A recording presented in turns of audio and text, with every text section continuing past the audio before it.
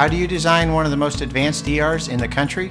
At Parkview, we did it by focusing all our attention on you, the patient, by involving doctors and nurses in the design process, by creating quieter, more private spaces, and by leading the region in heart, stroke, and trauma care. This is not your typical emergency room. It's Parkview. In an emergency, isn't this where you'd rather be? Parkview, your partner in health. Ladies and gentlemen, the Mighty Panther Marching Band. And welcome everyone to another exciting broadcast of SummitCitySports.com High School Football. This is opening night here in the state of Indiana, and it's a Summit Athletic Conference matchup between the Class 5A number 3 ranked Snider Panthers to take on the Bishop Luers Knights out of the Class 3A. Snider last won the Summit Athletic Conference in 2012. The Panthers have won 9 SAC titles since 1994, and a lot of people in the Fort Wayne area are picking the Panthers to take back the bell this year in the SAC. Of course, Snider losing the bell last year to Northside. Northside finished with a 7-4 overall record and 6-1 in conference, while Snider went 14-1 overall and finished 7-0 in conference. For Bishop Luers, last year was a tough season, their first ever winless season, going 0-9 in regular season play. That was under the tutelage of Kyle Lindsay in his first season with the team. Of course, Kyle, a alum and a past player for the Bishop Luers Knights, and he played for his father there at Bishop Luers. Bishop Luers did go winless last year, 0-9 in the regular season, before rattling off 2 wins in the playoffs. The Knights on October 25th hosted West Noble and beat West Noble 41-3. A week later at Heritage, they knocked out the Patriots 18-13. Then in the sectional championship game at Concordia, Bishop Luers lost it 42-21 to the Cadets. Concordia having arguably one of their better seasons last year under quarterback David Morrison. So Kyle Lindsay now in his second season, he's 2-11 overall. Last year, the Knights averaged 16 points a game while giving up 26.8 points per game. This year, the Knights are looking at junior Noah Wazinski to be their full-time quarterback. Of course, last year, Noah split time with Quinn Cook. Wazinski threw for 1,294 yards, 8 touchdowns, and had 5 interceptions last year. And he's got some really good targets to throw to. And junior receiver Austin Mack. Austin Mack comes into this season. He's already picked up scholarship offers from Notre Dame, Ohio State, Michigan, and Michigan State. Last year, Mack caught 57 passes for 805 yards and 3 touchdowns. We'll also look out for Solomon Smith, who's another wide receiver for the Knights. Currently, right now, Smith is out of this game with an injury, but is expected to return around week 4. Last year, he had 39 catches, 318 yards receiving. Bishop Luers should be much better in the offensive line this year, where they have 8 seniors and some really good juniors with experience. Bishop Luers returns 18 of 22 starters from a year ago, and they bring 30 players back that have starting experience. On to the Snider Panthers. They are coached by Coach Kurt Tittman, who is 51-15 overall and is entering his 6th season as head coach of the Panthers. Snider is just loaded, bringing a majority of their starters back from last year's team. They have 3 starters back along the offensive line in Sean Englert, Noah Mason Nueve, and Jawai Carr. Bring in seniors Brandon Walkhouse and David Alvarez. The Panthers have arguably the best line in the Fort Wayne area. Russell Davies is back at tight end, along with quarterback Colton Painter. Colton Painter last year started off the season and rotating quarterbacks as well at Snider, as the Panthers went into Bishop Luers last season and won it 34-12. This year, the job is Colton Painters here at the start of the season. At running back, we'll look for Neandre Billingsley, Eric Cirillo, who is back from an ACL injury. Those two should split carries, along with Desmond Davis, who returns at fullback. In the wide receiver core, they're young but very talented in David Turner and Malik Bramley. And they also welcome back senior Devlin Williams, who returns to the program after not playing since his freshman year. On defense, Matt Schwartz is back to anchor the defensive line. Jose Loya and Jesse Bates, along with Joe Williams, Alex Reese, Jalen Fowler, just some of the names to look out for here on the Snider defense. Folks, we're going to let it go to the PA announcer for the starting lineups. At defensive back, number 7, Joey Lampy. At cornerback, number 11, Luke Dippold. At defensive back, number 15, Jack Johnston. At linebacker, number 24, Mike Bankowski. At defensive back, number 26, Isaac Morgan. At linebacker, number 40, Mike Sturm. Defensive lineman, number 57, Savion Golden. Defensive lineman, number 67, Joe Berghoff. Defensive lineman, number 70, Damian Williams. And defensive end, number 99, Denny Sturm. The Knights are coached by Mr. Kyle Lindsay.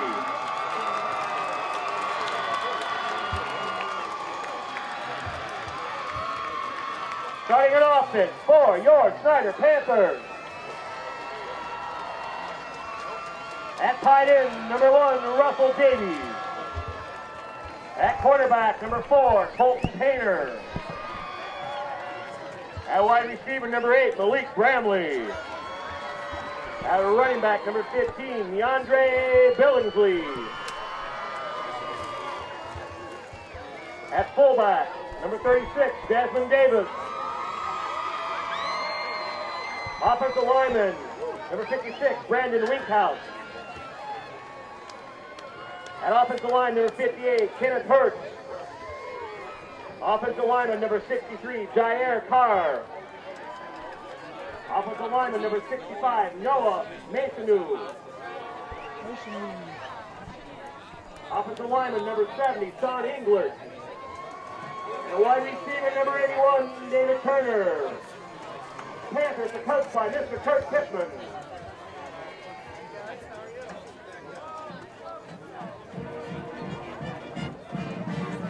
And there we have it, the starting lineups here for today's big matchup, opening night of SAC football. Bishop Luers fans extremely excited to see their team back in action.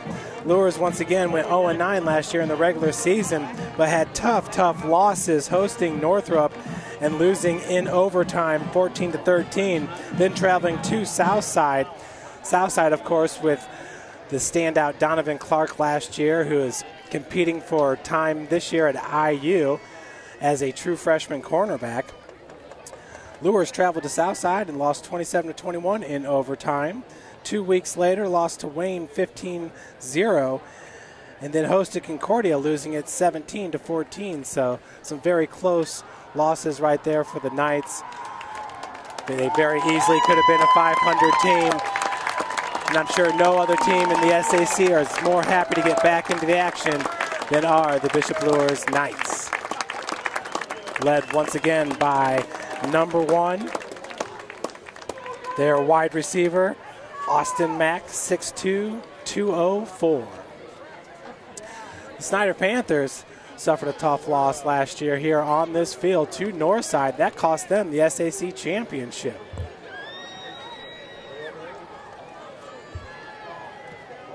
Panthers opened up the season with a 34-12 win at Luers, beat Southside 38-6 here at Spooler Stadium, went on to beat Northrop 35-28, and Northrop's going to be a very intriguing team to watch this year under first-year coach Jason Dorfler. Of course, the Dorfler name has been synonymous with SAC football for a long time. With Dean Dorfler over at Concordia, he is now the AD at Concordia, and Dale Dorfler, the AD at Northside. Both were extremely successful SAC football coaches. And speaking of past coaches, Coach Russ Isaacs, who just just retired from being an athletic director at Snider this past season, he is now back on the sidelines helping the Panthers. Russ Isaacs and this Snider Panther team Set to return the kickoff. won the state championship back in 1992. That is their only state championship. Folks, we are getting ready for kickoff, and back deep for the Panthers, it's number 2, Mac Hippenhammer, a 6 foot, 180-pound sophomore wide receiver and running back. Hippenhammer returned the ball a few times last year for the Panthers. They also had Andreas Gomez Espino, who is now playing at the University of St. Francis. To kick it off for the Knights, it's number 34, Matt Paris. Paris is a junior wide receiver DB at 6 foot, 170. Number 34, Matt Paris. In front of Hippenhammer, it's number 5, Jesse Bates. And the kick goes to Hippenhammer along with number 81 blocking for him. Hippenhammer hits the outside edge, tries to turn it up, but he is tackled right away on the far sideline. That's number 7 for the Knights, Joey Lampling. 14-yard return on the play. Forced out of bounds by number 26, Isaac Morgan. First and 10 Panthers from their own 22-yard line. So that'll bring up first and 10 for the Panthers from their own 22.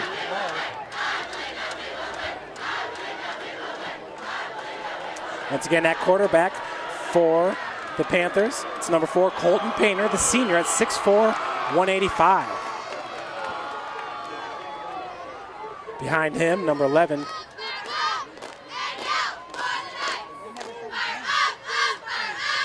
Luers in a 4-3 defense. The handoff goes to the running back for the Panthers.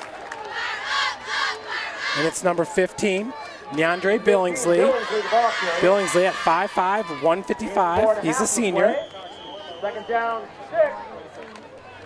6. 4-yard gain. That brings up second and 6. Ball at the 26-yard line. This time it's Billingsley, just offset to the left. We have 2 wide receivers near side, 1 up top, handoff. Keeper by Painter, who runs it up the gut, just gets over the 30-yard line. That should be good enough for a first down. Looks like he hit the 32 for a gain of 6 yards. Coming up from the pile for Bishop Luers, it's number 5, C.J. McCarter. Tackle made by number 5, C.J. McCarter. Looks like it's going to bring up 3rd and 1. 3rd down and inches. Yeah, it's definitely inches here. 3rd down and inches for the Panthers. It looks like the referees are going to pull out the chains and measure this. Brexton, 1st down, Panthers. Yeah, they're going to give him the first down as the guy holding the down marker for the sticks, he was well beyond the first down. So 1st and 10 now from the 33. Once again, Painter right behind him is Billingsley. Trips up top. Painter looking there, is going to keep it himself. Found a little bit of steam. Missed on the stiff arm with a great tackle there. That's Jack Johnston, the junior at 5'10", 158. Gain of 4, 2nd down and 6, Panthers. Tackle made by number 15, Jack Johnston of the Knights. So for Painter, that's a gain of 4 yards to the 37. That'll bring up 2nd and 6. Once again, Billingsley here on the near sideline. It's number 8, Malik Bramley, who's already been offered by Toledo. Up top, number 81 is David Turner.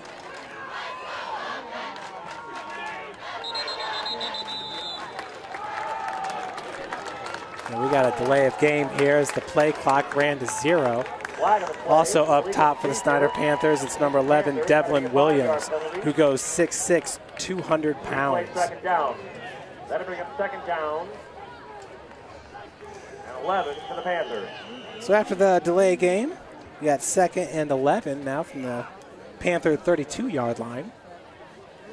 Middle linebacker for Bishop Luers is number 24, Mike Benkowski. Outside backers are number 40, Mike Sturm, a senior, and number 5, C.J. McCarter, senior at 6'1", 235. Handoff goes to Billingsley right up the gut. C.J. McCarter was there, and finishing off the tackle was number 24, Benkowski, the senior at 6 foot 211. 4 on the play. Tackle made by number 5 once again. That's Sturm is going to come off the field along with number 57, Savion Golden, the junior D lineman at 6 foot 285. Looks like the Panthers now in more of a nickel defense. As it's 3rd and 7 now from the 36. C.J. McCarter in the middle. They're also going to bring Joey Lamping into the box. Painter looking, and he's got a connection there with number 81, David Turner, for a first down. Ball all the way to the 48. That's a gain of 12 yards. Tackle by number 3, Tyrell Johnson. Number 3 for Luers, Tyrell Johnson with the tackle. He's a senior defensive back at 5'11", 181. Back on the field for the Knights, number 40, Mike Sturm. Billingsley in the pistol alignment behind Painter. Painter with the handoff to Billingsley. Not much of a hole there. Great work by the Bishop Luers defensive line of clogging that one up. Looks like a gain of about 2 for Billingsley. Gain of 1, second down and 9 Panthers. Tackle made by a host of Knights. They're going to call it a gain of 1. So 2nd and 9 now from the 49-yard line, the Snider 49. Two wide receivers up top. That's number 11, Williams, along with number 8, Malik Bramley.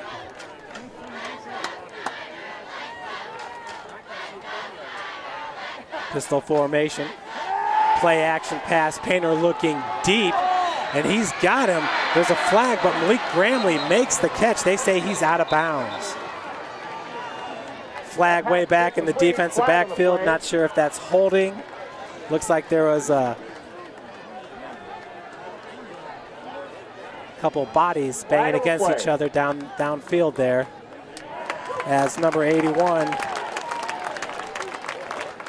David Turner and Bramley. Offensive interference against the Panthers. And they're going to call an offensive interference downfield there, so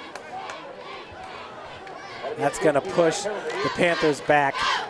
Second down, 25 Panthers. Big, that looks like a loss of about 15 yards. Should bring up 2nd and 24.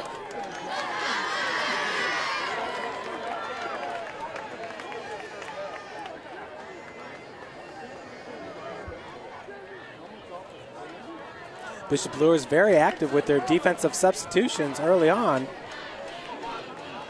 in this game.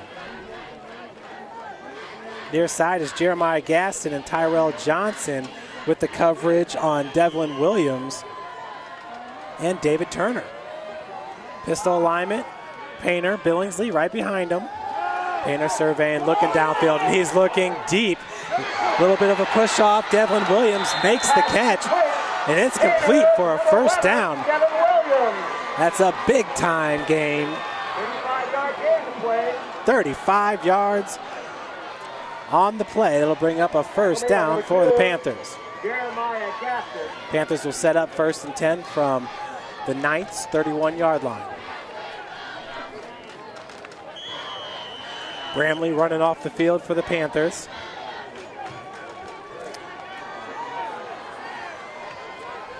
Tight end left, that's number 1, Russell Davies. Double tight end set for the Panthers as the handoff goes to Billingsley. Billingsley cuts back. Beautiful looking tackle by number 24, Mike Vankowski, who's been very busy so far in this game. Immediately by number 24, Mike Vankowski. Vankowski, once again, 6 foot, 211-pound middle linebacker for Coach Kyle Lindsay. 31-yard line. So no gain on the play. Brings up 2nd and 10 once again from the 31. I formation now for the Panthers, and at fullback, it's number 36, Desmond Davis, 5'9", 210 senior. Billingsley lined up behind him. Wide receivers both split out wide. And the pass is going to go downfield to Turner. A little mix-up there as number 11, Luke Dippold, the senior cornerback, and Turner, looks like their feet got tied up, which definitely slowed up Turner. That's going to bring up 3rd and 10.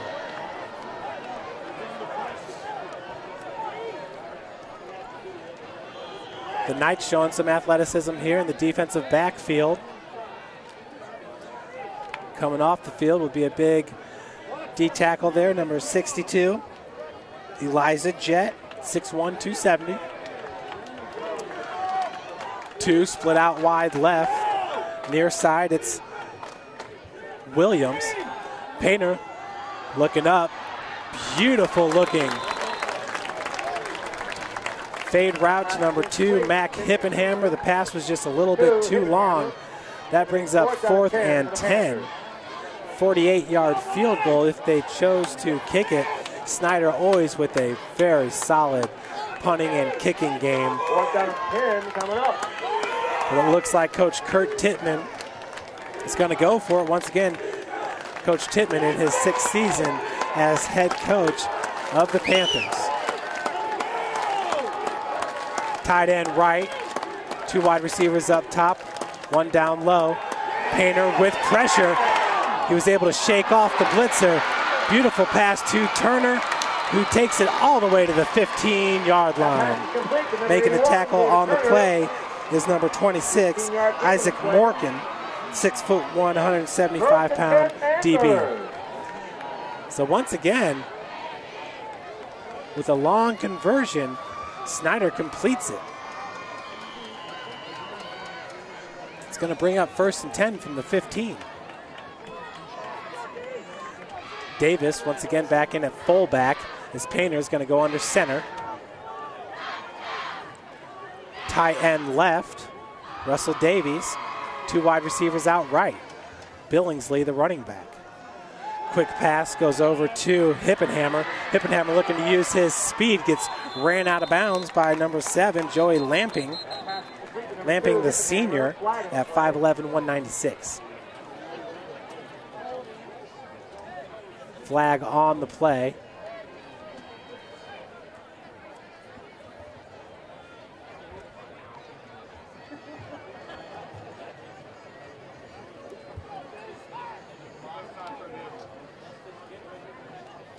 Illegal procedure against the Panthers. That'll be a 5-yard penalty. So a legal procedure against Snider. Once again, the flags are flying here on the Panthers early on. Some costly penalties. Earlier in this drive, they got pushed back 15 yards on an offensive interference downfield. So that's going to bring up 1st and 15 now from the 20. 2 wide receivers split out to the right. Tight end Davies in at the left. I formation for Painter, who's under center. Quick handoff goes to the big fullback, number 36, Desmond Davis. Davis churning. Looks like he's going to pick up about a gain of 4. That'll bring up 2nd and 11. 36, Desmond Davis, the ball carrier.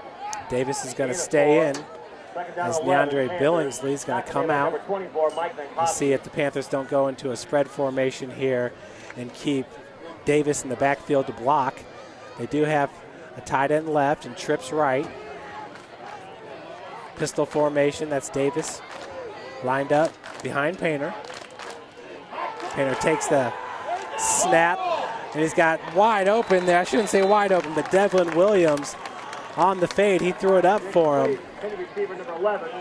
Looked like Williams was open there for a second, but converging quickly for the Knights was Jeremiah Gaston along with number 7, Lamping. Gaston, the senior. His brother, Charles Gaston, is a wingback for the University of St. Francis Cougars. Cougars with a scrimmage tomorrow, 7 p.m. at Bishop Darcy Stadium. That's Painter rolling out right. Once again, looking in the end zone. That pass was just a bit wide for Malik Bramley, the 6'3", 180-pounder. That's going to bring up 4th and 11, and this time Coach Tittman is going to kick the field goal. 4th down 11, Panthers. So we're seeing good defense early on here by Bishop Luers. Snider has connected on 2 big first down conversions. Nonetheless, though, the front 7 looking very solid here as the run game has yet to get going for Snider, and it's been all about the offensive line heading into this game. Kick is up and good. Just squeaks in. Beautiful looking kick there by number 97. Paul Buseman, 5'7", 140-pound sophomore, nails it. Panthers up 3-0.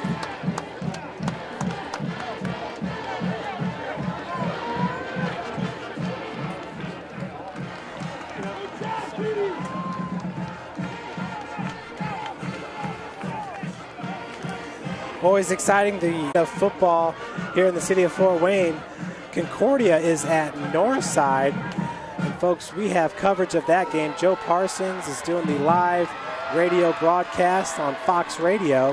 We will also have a video replay with Joe's play-by-play for you. Just go to summitcitysports.com. You'll find a replay of tonight's game along with the Concordia Northside game. We'll also have highlights of those matchups as well. These games will also play on Public Access 2 on Comcast and Frontier. That'll be August the 30th, 10:30 start time. The Concordia Northside game will play first with Bishop Luers and Snider to follow. Set return, number 3, Tyrell Johnson. Number 1. So Concordia is at Northside, Northrop at East Noble, Southside at Bishop Dwenger, and Wayne traveled to Anderson. Coach Robert Brown, who coached the Generals last year, left for personal reasons, is now coaching Anderson, so that's an intriguing matchup. Back deep for Bishop Luers, it's number 1, Austin Mack, and number 3, Tyrell Johnson. Right in front of them, number 15, Jack Johnston, and number 13, Carter Gilly. To kick it off for the Panthers, and it's received by Tyrell Johnson.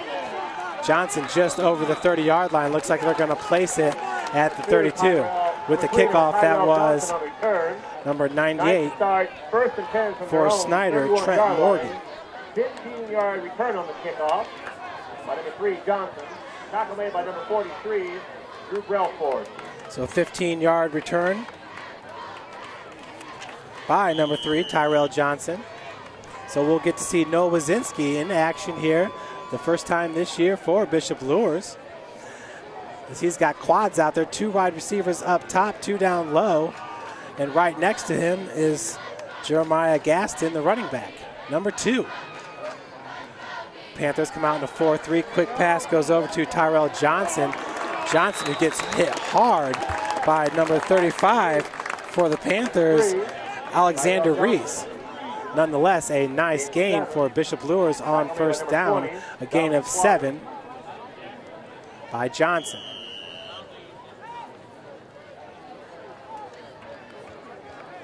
Panthers with 3 down linemen. Their nose guard is number 95, Ryan Pesley, at 5'11", 220. He's a senior. Once again, 2 wide receivers up top, 2 down low. In motion is number 23. The handoff is going to go to Gaston.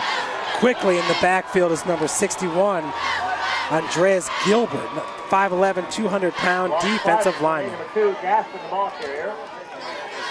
Tackled by number 61, Andreas Gilbert. Snider's always known for their very speedy defensive linemen. 8, Knight.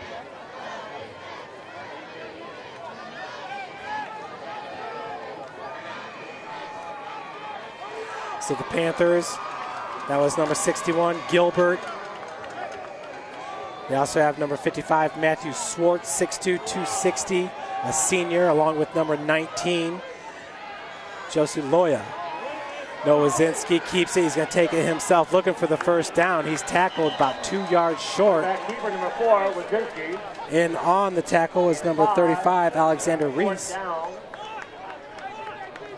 That's going to bring up 4th down 3, Knight. 4th and 3, so a 3 and out here for Bishop Luers. Back to punt it for the Knights is number 8, Travis Eckert, the senior at 6'3", 186. Ball is at the 37-yard line of the Knights.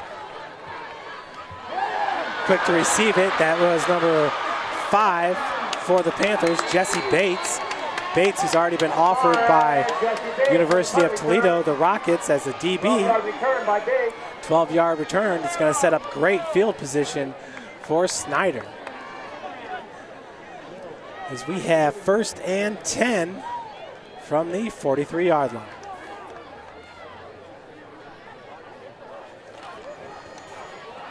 That punt by number 8, Eckert, went. NHC games tonight. Belmont is at Adams Central, Carroll's at Goshen, DeKalb at Angola, Northrop at East Noble, Huntington North at Homestead, New Haven at Heritage, Norwell at Leo, and Warsaw at Columbia City. I formation behind Painter here. It's 1st and 10 from the 33. He's got 2 wide receivers out to his right. And a quick wide receiver screen is snuffed out quickly by number 15 for Bishop Luers, Jack Johnston, but keeping his legs moving was number 11, Devlin Williams. From Painter to number 11, Williams. Williams doing a great job there, picking up about 4 yards on the play. Should bring up 2nd and 6. 2nd down, 7, Panthers.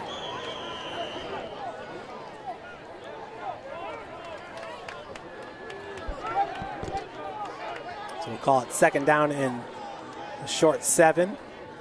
I formation, tight end left for the Panthers. 4-3 defense for the Knights. Painter under center.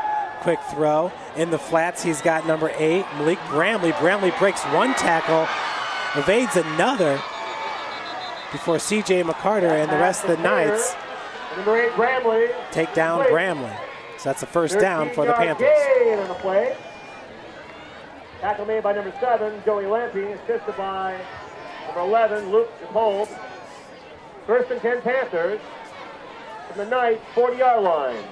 So gain of 15 on the play. It'll bring up 1st and 10 from the Knight 40-yard line. I formation. Safeties up close for the Knights. Handoff goes to Billingsley. Billingsley breaks 1 tackle before being brought down by number 40 for the Knights, Mike Sturm. 3 on the play.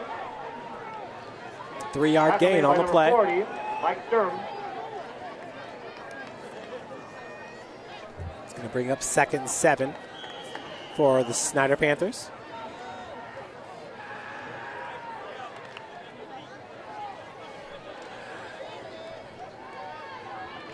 Turner and Williams, wide right, wide left is Malik Bramley. Pistol formation, handoff goes to Billingsley. Billingsley churns for about a 2-yard gain. 15 Billingsley, the ball carrier. The Knights showing really good run defense early on here. That'll be a 3rd down and 5. As much has been made of this Snider offensive line. Tackle made by number 88. Coming off the field for Bishop Luers. That was number 88. Not listed on the roster. 2 wide receivers split out left. And that is Bramley to the right. Pass goes to Bramley. Just out of bounds. With the coverage, that's Tyrell Johnson, the senior, 5'11", 181. That pass is incomplete. Intended receiver number 8, Bramley.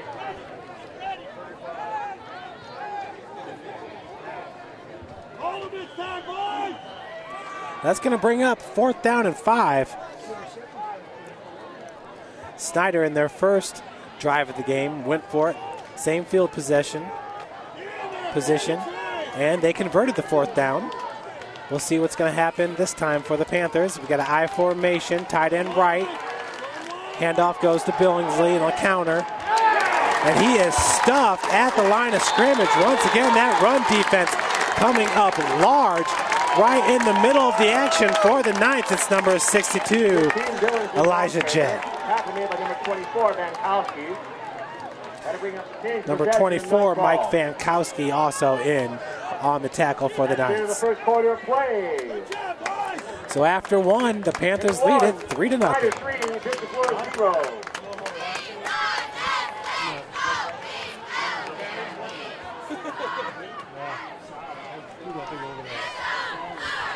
Booster Club would like to thank the following sponsors for their support. Trailborn Filling Solutions, Luers Car Wash, Subway, Albright Meat, and Dickey's Restaurant.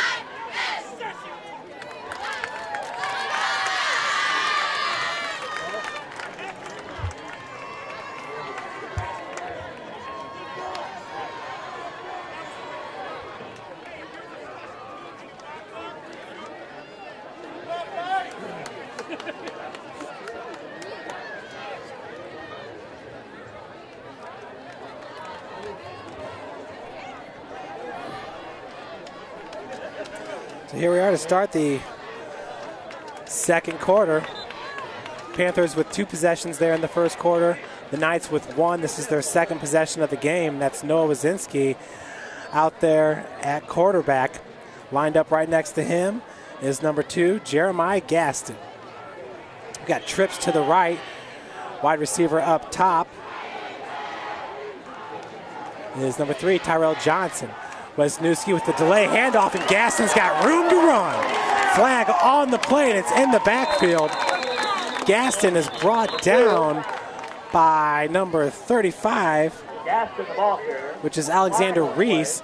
Reese is just looking fantastic so far in this game for the Panthers, but we do have holding against the Knights.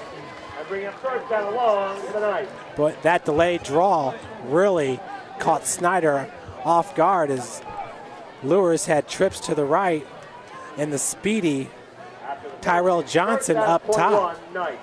They really spaced the field and gave Gaston room to run, and he took advantage, but there was holding on the play.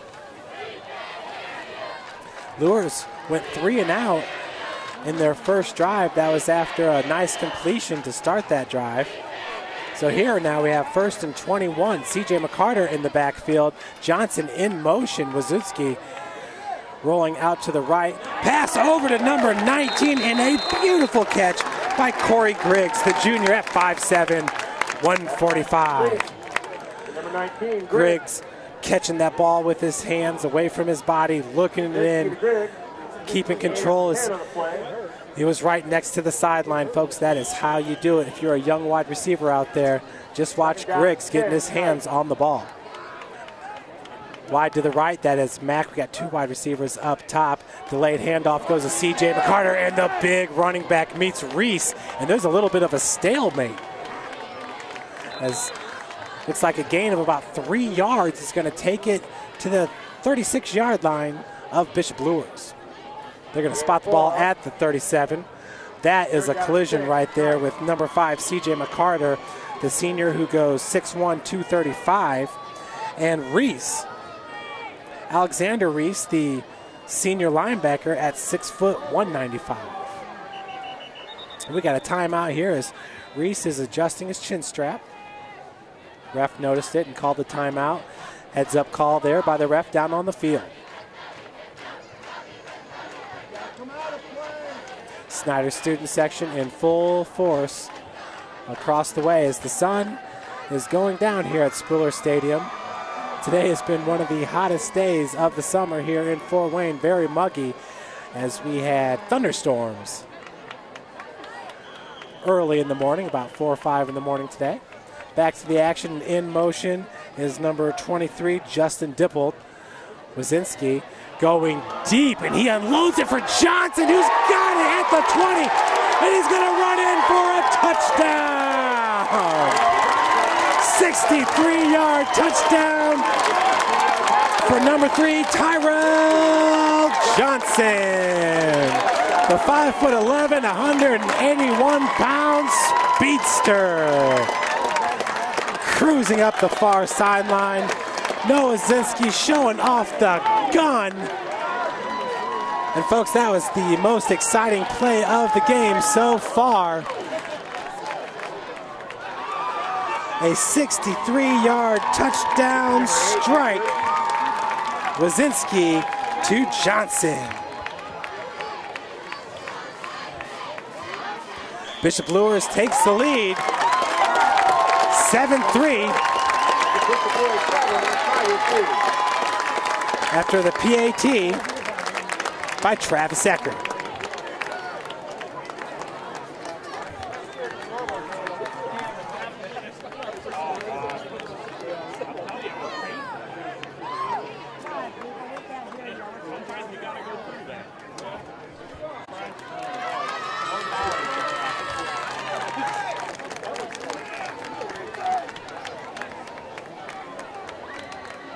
So much has been made of the skill position players for Bishop Luers.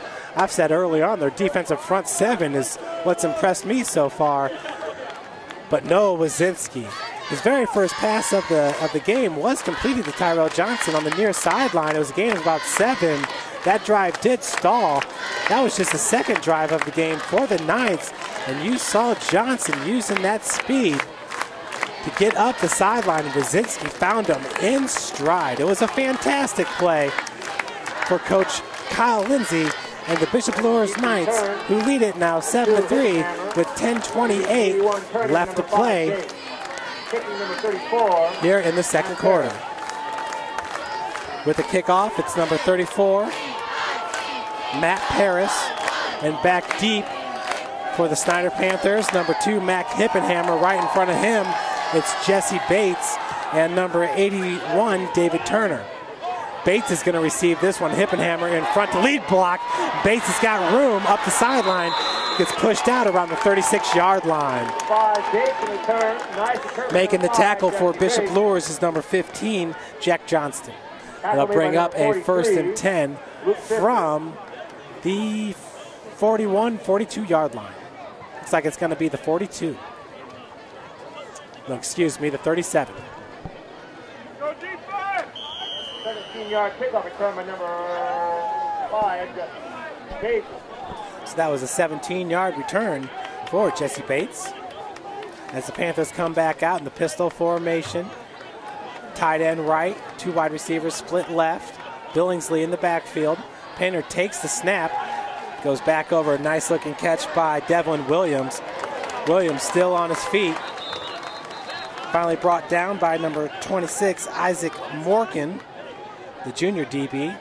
Morgan goes 6'1", 175. That pass is complete to number 11, Williams. We have a flag on the play.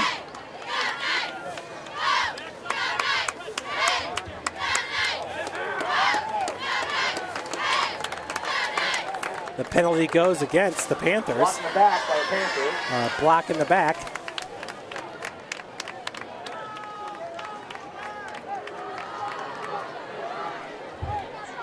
Penalty for spot foul. So that's a 10-yard penalty. It'll bring up 1st down and 20.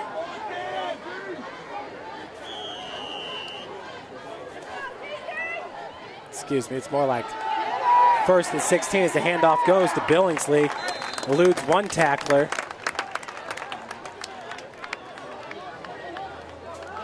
Gain of about 3 on the play. Number 15, Billingsley, the ball carrier. It's going to bring up about 2nd and 15. 2nd down and long, Panthers. from the 33. Painter, he's got his man, and it is called, but we have a flag on the play. Looks like that might go against Malik Bramley. Late flag on the play. Late flag comes into the play. Bramley, who is being guarded by number 15, Jack Johnston. Looks like he may have pushed off. 18-yard gain in the play. Gain of.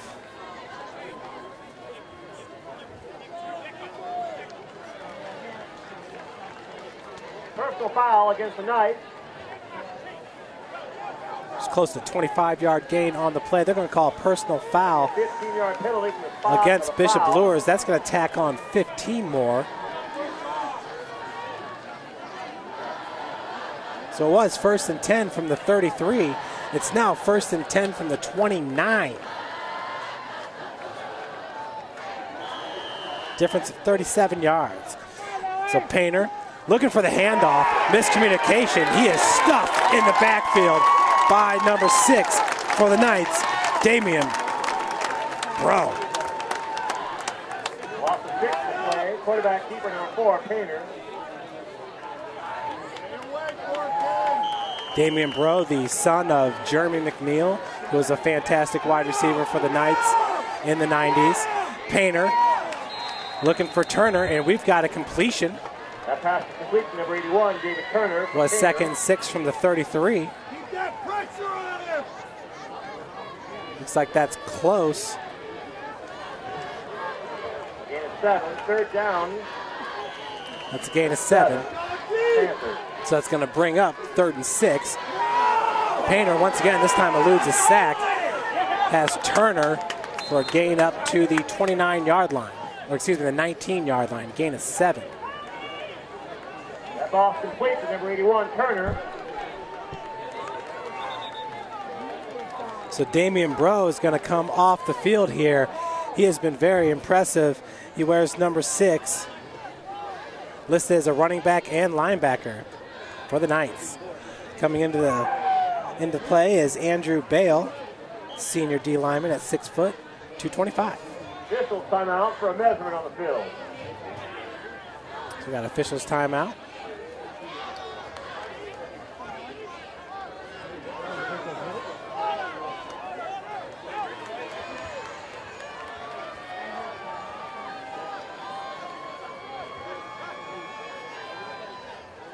Good chance for a water break for these two teams, as this is arguably the most humid day of the year, and it just happens to be. We got a 1st down on the opening night of football. Beautiful looking crowd here as Spooler Stadium is packed on both sides of the field.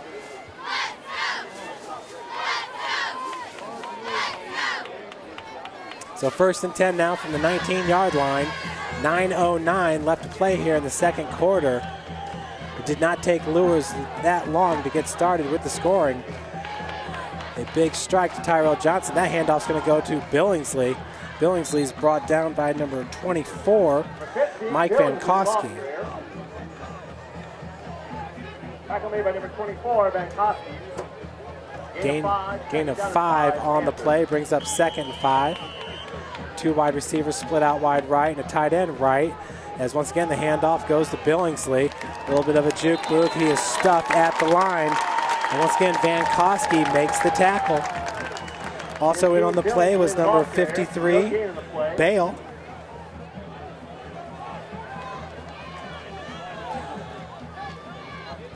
No gain on the play. It brings up 3rd and 5. Painter looking in the end zone. No flag on the play. With the coverage, that was number 11, Luke Dippold. Intended receiver was Devlin Williams.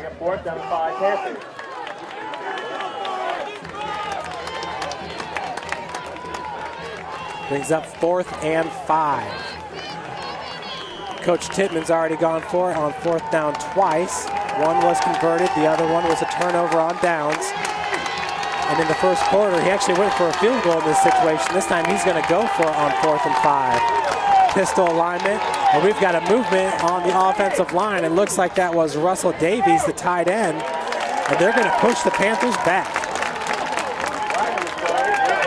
Painter is talking with his center, number 65, Noah Moasne.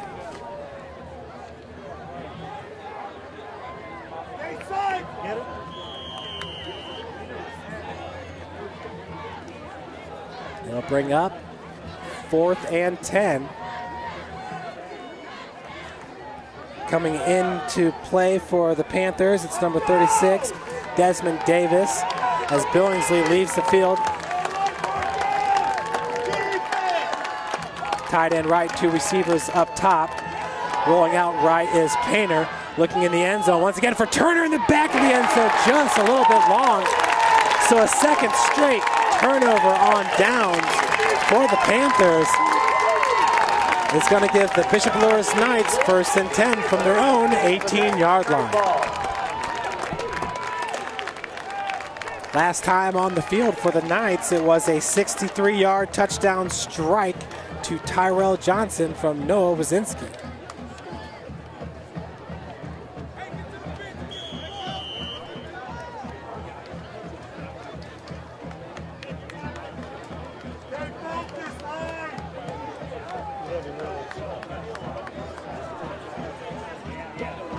So on 1st and 10, Wazinski's got number 2, Jeremiah Gaston in the backfield. In motion, that's Austin Mack. Fake handoff goes to Mack. Gaston takes it for a short gain. Making the tackle on the play is number 61, Andreas Gilbert. Second down and 8 Knights. Tackle made by number 61, Andreas Gilbert. It's a gain of 2 on the play, brings up 2nd down and 8.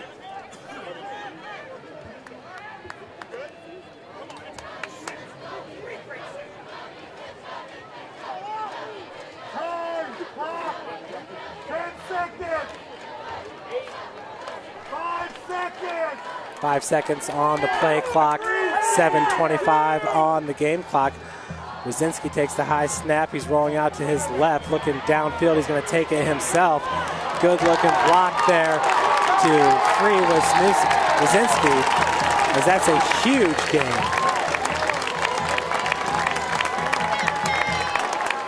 Quarterback keeper number 4, Wazinski. So a 2nd and 8 from the 20-yard line.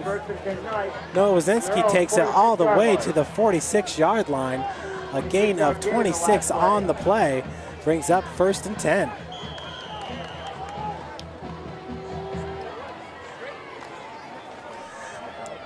Bates, Jesse Bates, back deep for Snider. Playing safety along with number 7, Isaac Stibling. Handoff once again to Gaston. He is stuffed right away. Excuse me, that was C.J. McCarter taking the handoff. Carter lost the 1 on the play. Lead tackler number 43, Drew Brelsford. So their first for the Snider Panthers was number 43, Drew Belsford, 5'10", 185-pound junior. Reese was also in on the play, Alexander Reese.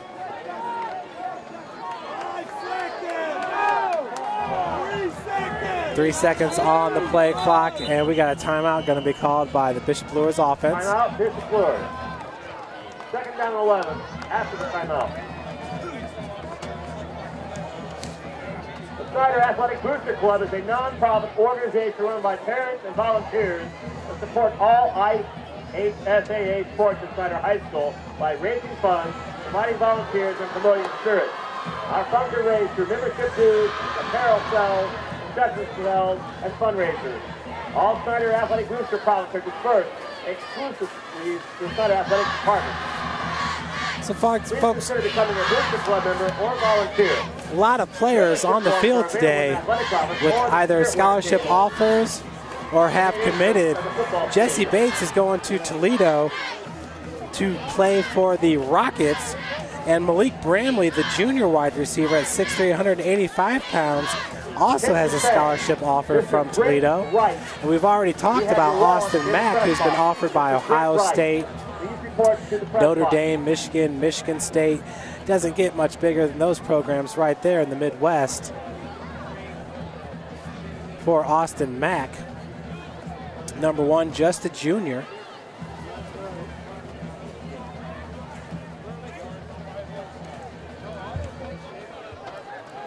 Very impressive run for Bishop Luers. Bishop Luers has been to 15 state championship games and won 11 of them. The majority of those under their legendary coach, Matt Lindsay. Wazinski being pressured, throws it up. Nearly intercepting that pass would have been Dominique Slaughter. Slaughter just a little bit out of the area there as he was chasing after it. That'll bring up 3rd and 11 now for Bishop Luers at their own 45-yard line.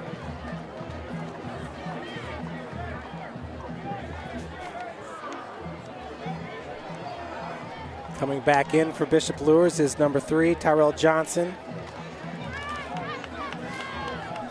Johnson with the 63-yard touchdown reception early here in the second. C.J. McCarter lined up right next to Wazinski. Dropping back. He's got Johnson. Johnson's got room to run. Found a seam and picks up 6 more yards. Johnson with great field vision there. Wasn't sure if he was going to try to take it out wide, but he found a seam and was able to pick up 6 more yards. Tackle made by number 5, Jesse Bates. Beautiful looking play there by Tyrell Johnson, who was tackled by number 5, Jesse Bates. Bates, who I just mentioned moments ago, going to the University of Toledo. Big gain will bring up 1st and 10 from the 40-yard line. 6:03 left to play until halftime. Wazinski with Gaston lined up right behind him. Handoff goes to Gaston, and he is met at the line of scrimmage by number 48 for the Panthers, Joseph Williams, 5'10", 190 senior. Gain of 3 brings up 2nd and 10 from the 37-yard line. Tackle made by number 48, Joe Williams.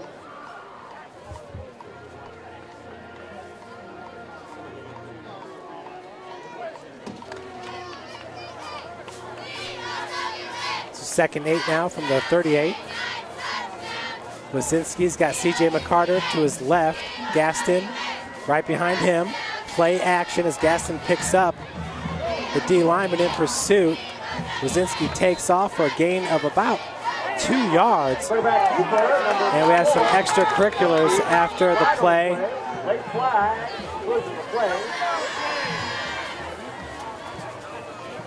Flags are thrown.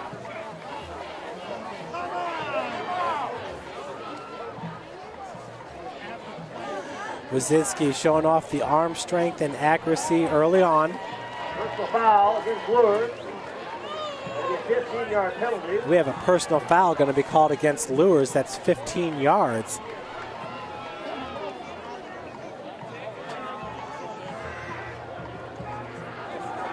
That's going to send the Knights all the way back to the 49-yard line, their own 49.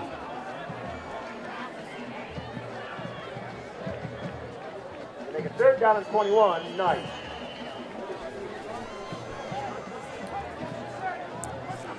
So that brings up 3rd down and 21 for the Knights. Turns Wazinski's 4-yard gain into what is now 3rd and 21. C.J. McCarter lined up right next to Wazinski. Gaston in motion. He's looking at the near sideline. He's got a man, number 19, Corey Griggs. That's Griggs' 2nd catch of the game. A beautiful fade pass to Griggs, caught him in stride. Griggs had to beat on the cornerback by about 2 yards. What a great looking pass. That's a touch throw right there by Wazinski. Wazinski showing strong quarterback play here for Bishop Luers early on. Brings up 1st and 10 from the 23. Gaston lined up behind Wazinski in shotgun formation. C.J. McCarter right next to him. Handoff goes to Gaston. He shakes one tackle, shakes another by Reese. Was able to pick up about 2 more yards before being brought down by number 24, Jalen Fowler. It's like a gain of about 6 on the play.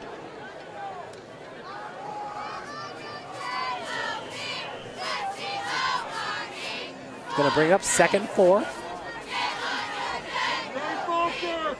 Gaston, a very shifty running back for Bishop Luers at 5'9", 156. Now in the backfield, it's Damian Bro, the senior, at 5'8", 203. Buzinski picks up the errant snap, looking for Mack. It's knocked away. Good defense by Fowler. I'll bring up 3rd and 4.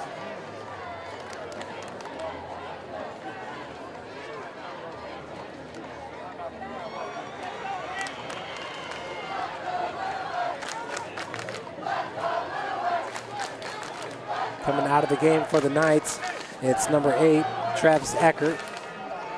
Bro still in behind Wazinski with C.J. McCarter to his right. 2 wide up top. That's Tyrell Johnson, number 3. Bro takes the handoff, and he gets around the corner. He is a load at 5'8", 205, and he picks up the first down, gain of about 5 or 6 on the play. Bro, once again, the son of Jeremy McNeil. McNeil was first team All-SAC in 1995 for Coach Matt Lindsay. That brings up 1st down and 10 from the 11-yard line. Bro has also showed great play on defense for the Knights, as he's already registered 1 sack in this game. 3 minutes and 15 seconds remain till halftime. Bro lined up right behind Wazinski. Wazinski looking for Austin Mack. Just a little bit long. That's a timing play right there, as Mack was running out of real estate there in the back corner of the end zone. Brings up 2nd and 10 now from the 11. It's a chance for Snider's defense to get a little stingy here, backed up against their goal line. Big nose tackle, number 55, Matthew Swartz, 6'2", 260. He's shaded over the guard. Middle is open for the Knights. Wazinski, once again, looking to the end zone's gotten back for a touchdown. 11-yard strike. The junior, Noah Wazinski, finds the junior, number 1, Austin Mack. With 3 minutes left to play till halftime, 13-3, Bishop Luers on top. In to convert the extra point will be Travis Eckert, number 8. As the Knights student section brings out their flags. Number 8, Eckert. Extra point is good. And the extra point is good.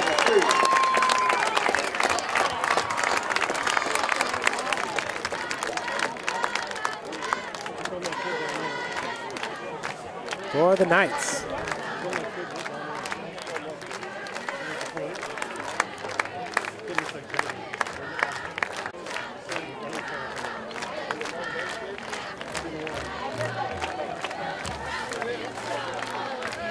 So the Panthers got on the board first in the first quarter, their first drive of the game.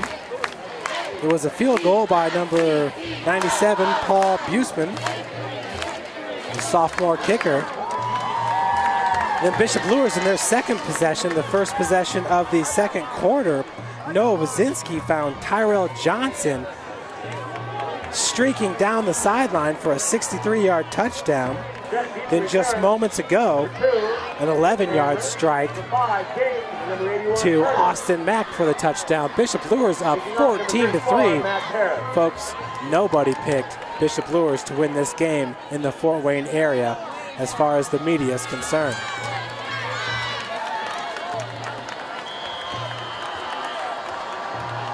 And with the kickoff for the Knights, number 34, Matt Paris. Once again, gets it away from Hippenhammer. Bates receives it. Good patience by Bates, breaks 2 tackles, gets knocked out by Bro right around the 42, 43-yard line of the Panthers.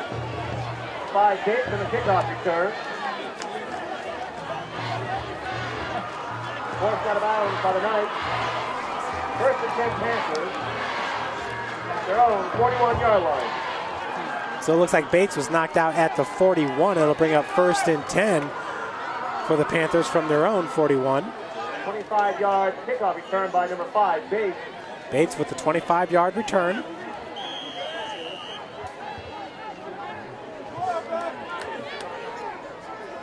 Colton Painter back under center, I formation with a tight end to the right. Handoff goes to number 3, Money Woods. And he is stuffed by the Knights. Defensive front 7. Coming up off the pile for Bishop Luers is number 62, Elijah Jett, the junior at 6'1", 270. Can't say enough about this defensive front 7 from Bishop Luers.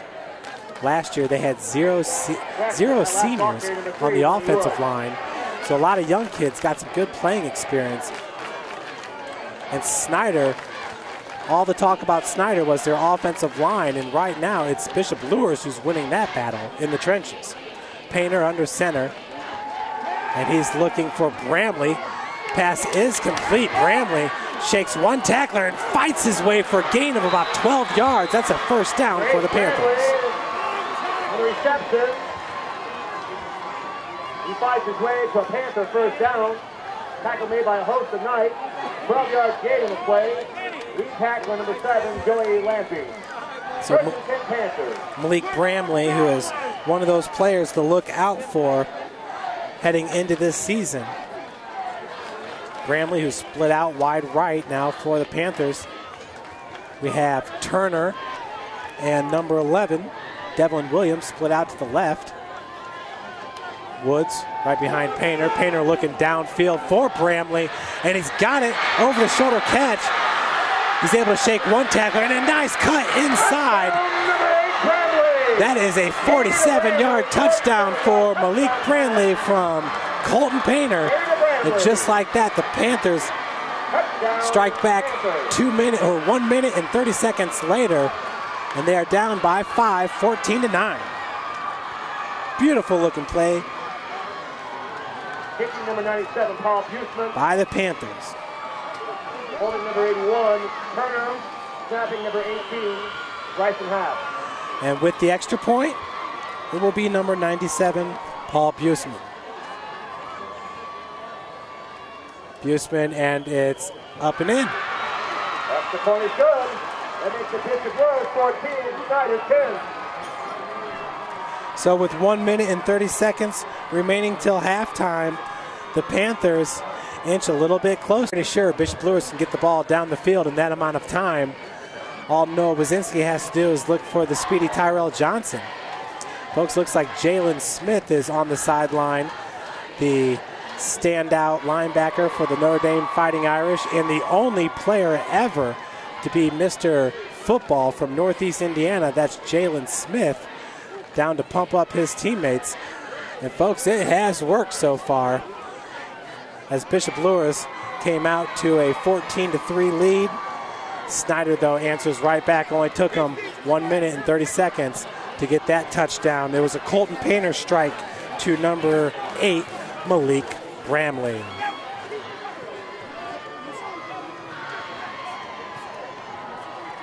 So back deep for the Knights will be number 3, Tyrell Johnson. Austin Max back there along with number 13, Carter Gilly. With the kickoff for the Panthers, number 98, Trent Morgan. Return number 1, Max. Number 3, Johnson kicking off. And number 8, Trent Morgan.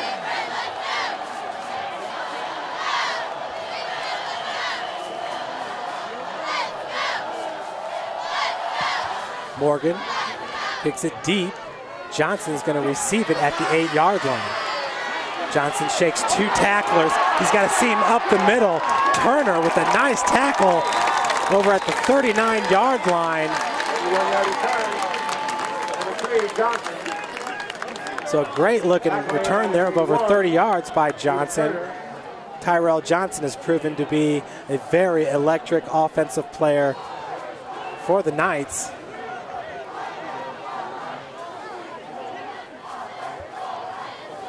Bishop Luers looking for their game ball.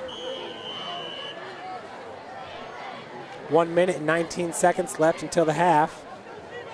The Knights just 58 yards away from putting up their third touchdown of the quarter.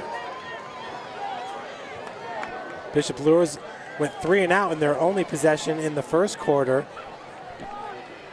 Here with their third possession of the second. That's Noah Wazinski looking deep. He's going to take off and run. Slides safely for a gain of about 4 yards. There's a flag in the backfield, normally in the area of offensive holding.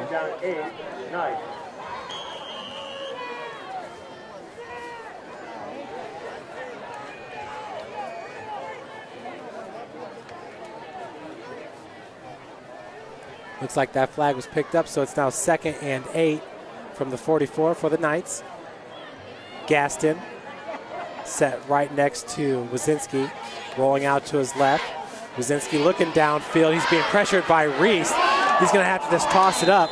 Smart play there by number 4, Noah Wazinski. And we've seen that a couple times from him today, where he doesn't have a receiver open. He's going to throw it in the area where only his guy can get it, or nobody can get to it.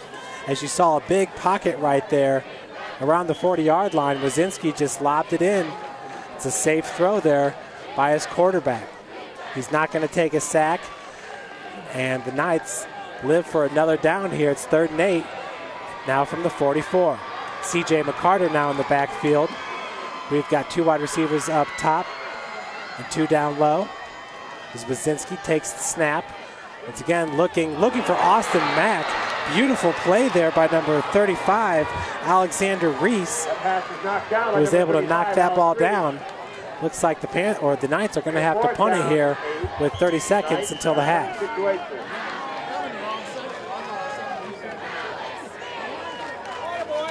Back to punt it for Bishop Luers is number 8, Travis Eckert. Set to return the punt, number 2, Hippenhammer. Number 2, Hippenhammer, back deep for the Panthers. Eckert does get it off. Panthers nearly come up with a block. Hippenhammer's able to field it, getting up the sideline. He is hit hard and keeps moving forward after that big hit by, I believe that was number 41 for the Knights. Hippenhammer was able to get 2 more yards, so tough running there by the sophomore, number 2, Mac Hippenhammer, the speedster for the Snider Panthers.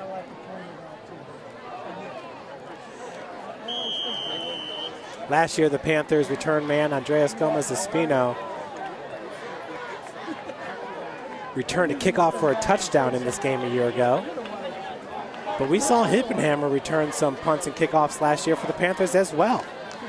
Billingsley back into the lineup for Snider with Painter out of the shotgun, and he finds number 11, Devlin Williams. Williams takes it over the 50 all the way to the Knights' 46-yard line. Timeout, Snider. His gain of about 16 on the play. We got a timeout with 9 seconds on the clock. So this is a situation for the Knights where you tell your DBs, hey, knock this ball down. That's tough, though, if you've got a clear and easy interception in your midst, but safest play is to just knock it down and head into the half with a 14-10 lead.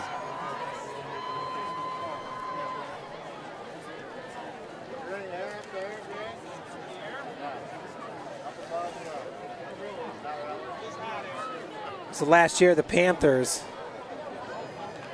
only had 2 losses in the regular season, one coming at Penn, and that was 38-0. Penn's going to travel here to Spruill Stadium in a few weeks to take on the Panthers. I'm sure Kirk Tittman and the rest of the seniors are looking forward to a little bit of redemption in that matchup. The other loss was September 27th, 27-13 against Northside. Painter He's got his man, that's Turner. And with the great tackle coming up fast was number 15, Jack Johnston. Timeout called with 3 seconds. Johnston's had one heck of a first half for the Bishop Luers Knights. Tackling number 15, Johnston. That'll bring up 2nd and 5 after the 5-yard gain. And this most doubtably will be the last play of the half. Timeout, Snider.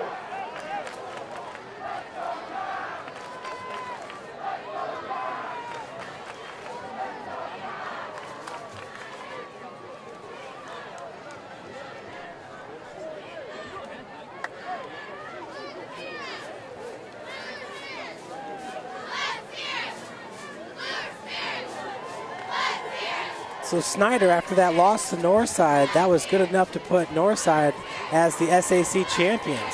Northside had lost earlier in the season to Bishop Dwenger, but then Dwenger losing to Wayne and Snider took them out of the SAC title hopes.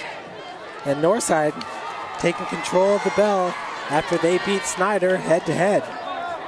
The Panthers went on to beat Wayne 15-7 in the first sectional game, and then got redemption at Northside 17-14 before losing to Westfield in the section or regional game 36-7. Painter going deep, and that ball will be intercepted by number 2, Jeremiah Gaston. And why not? It looks good on the stat sheet. The folks, Bishop Luers shocking many around the Fort Wayne area, taking the 14-10 lead into the half.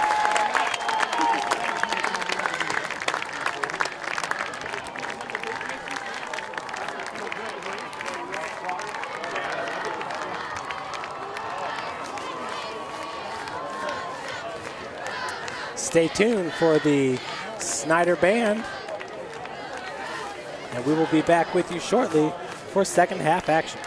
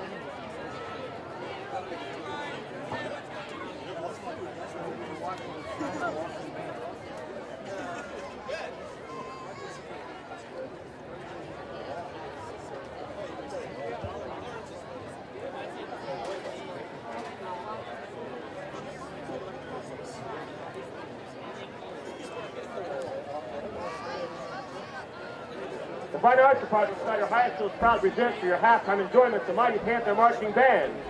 The band is under the direction of Mr. Kevin Cleve, Miss Jackie Nason. Drum majors are Mark Hill, Sarah Jaworski, and Nathan Gidley.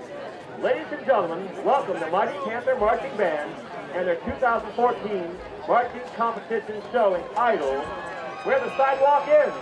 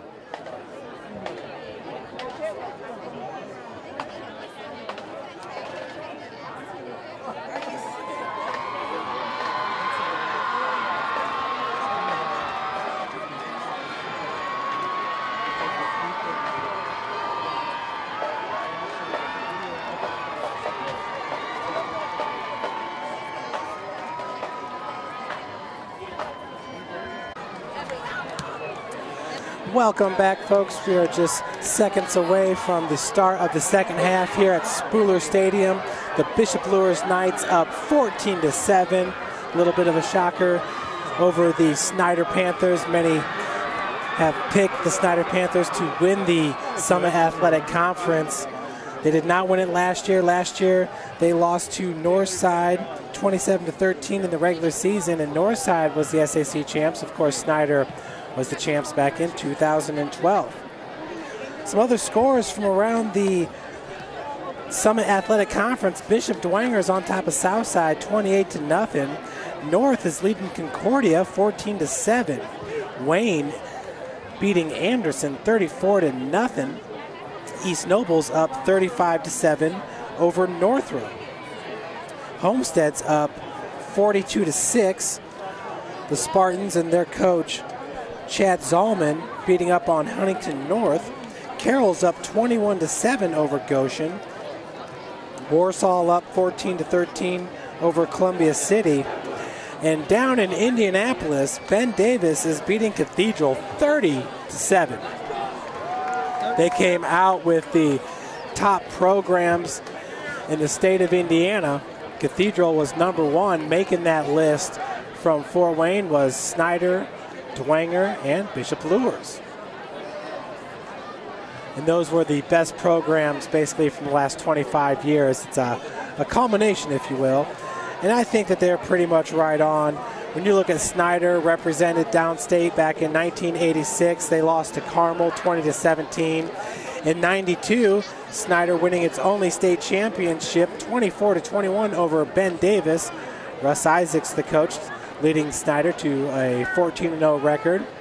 Snider had running back Courtney Davis on its team that year. He ended up going to Bowling Green, where he was a very reliable runner for the Falcons. Snider also had a true freshman starting at linebacker. His name was Jabbar Robinson on that 1992 team. Jabbar ended up playing at Indiana University, where he started every game since his freshman year. Snider lost to Ben Davis in 2002, lost to Warren Central in 2004, and lost to Lawrence Central back in 2012. That was before they split apart and added the 6A group. Bishop Dwenger represented downstate quite often. Back in 1978, losing to Carmel. And then in 1990, winning its first state championship over New Palestine. 1991, beating Cathedral 34-27. The Saints beat New Palestine 56-14 in their 1990 state championship win. Dwenger has yet to win a state championship since those back-to-back titles. The Saints last year, under the direction of Mike Fiacable, the quarterback, who's now at the Air Force Academy, went downstate and lost to Columbus East in a close, tight game. Good deep return tonight. Coach Chris Schwarzkopf over there doing a fantastic job, picking up right where Coach Andy Johns left off at Bishop Dwenger. Well, Bishop Luers is going to get the ball first here to start the second half. For Luers, it's been all about junior quarterback Noah Wazinski and wide receivers Tyrell Johnson and Austin Mack. To kick it off for the Panthers, it's Trent Morgan, number 98. And Morgan's going to get it up to Mack, who received that ball about the 18-yard line, has a big collision and bounces off, and he's still on his feet over the 50, brought down to about the 44-yard line. So Austin Mack took some big collisions but stayed on his feet, showing great balance. Gets up, he's shaking a little bit. Looks like it's his right shoulder. We're hoping he's going to be healthy and be back in the lineup for Bishop Luers. Mack caught the last touchdown for the Knights. With 3 minutes left to play in the second, it was an 11-yard strike from Noah Wazinski. Wazinski in the backfield along with number 23, Justin Dippold. C.J. McCarter lined up behind Wazinski. Delayed handoff goes to McCarter. McCarter draggling his tackler. That was number 19 for the Panthers, Loya.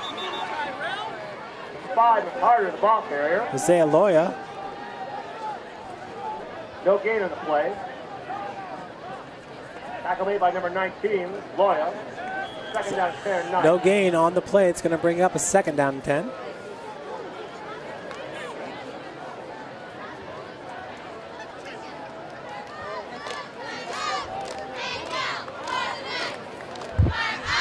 Looks like Kenny Mullins, the defensive back from Indiana, also down on the sideline with Jalen Smith.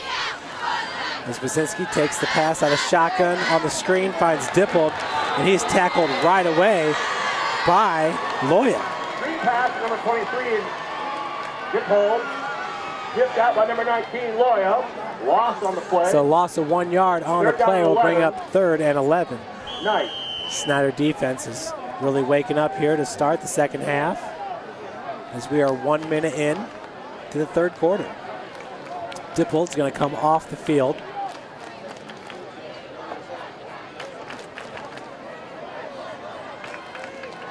Wazinski out of the shotgun. McCarter lined up right next to him. 2 wide receivers up top. Mack in motion, trips right. Wazinski rolling out to his right.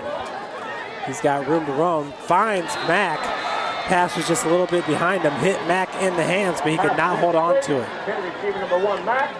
That'll bring a 4th down and 11 on a punting situation for the Knights. So on 4th and 11, the punting unit comes out for Coach Kyle Lindsay. Back to punt it will be number 8, Travis Eckert. Back deep for the Panthers, it's Hippenhammer and Bates.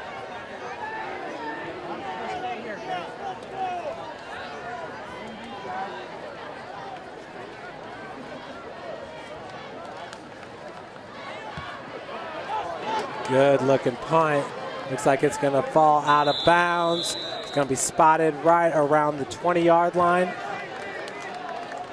And they're going to call it out at the 20.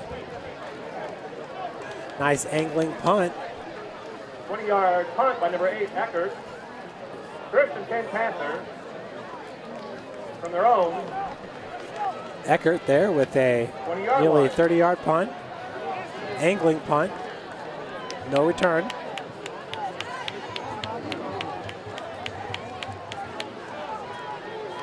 So first down and 10 from the 20 for the Snider Panthers. Painter with Billingsley right behind him. 2 out wide right. Up top is Malik Bramley, who caught the big touchdown right before halftime. Pass is just a little bit wide to Russell Davies. That'll bring up 2nd and 10.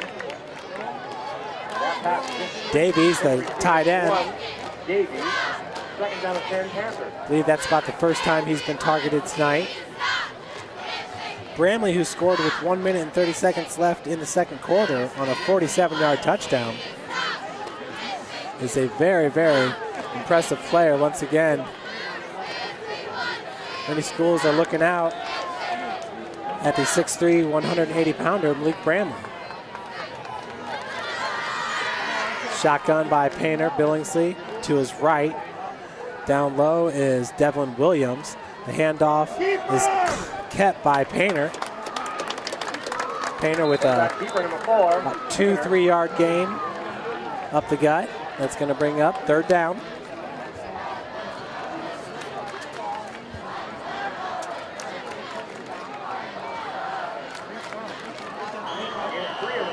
Third down, 7. Panthers. So it's 3rd and 7 now. Ball at the 23-yard line. 9 minutes and 45 seconds left to play here in the third. Pistol formation. Billingsley. Neandre Billingsley, the senior at 5'5", 155. Has had a tough go of it tonight. Painter looking deep. Devlin Williams. Pass was just a little bit too short. Coverage on the play by number 2, Jeremiah Gaston. Gaston, too, has looked very good today, both from his defensive back position and from his running back position. Gaston will remain deep to receive the punt, along with number 26, Isaac Morgan. Morgan, a junior, 6'1", 160. Number 26, Morgan. Back to punt for the Panthers, Trent Morgan. No rush there by Luers as they're setting up for a return.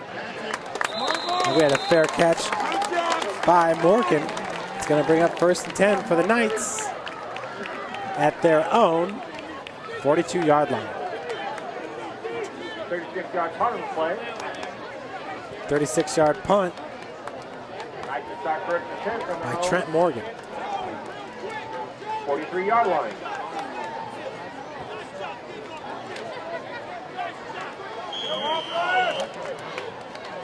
So Noah Wasinski back out on the field. This is second possession for Bishop Luers.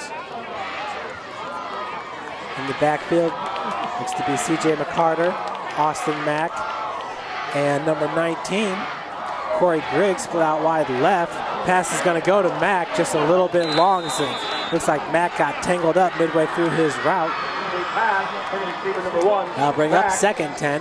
2nd down to 10 Knights. With 9:12 left to play here in the third.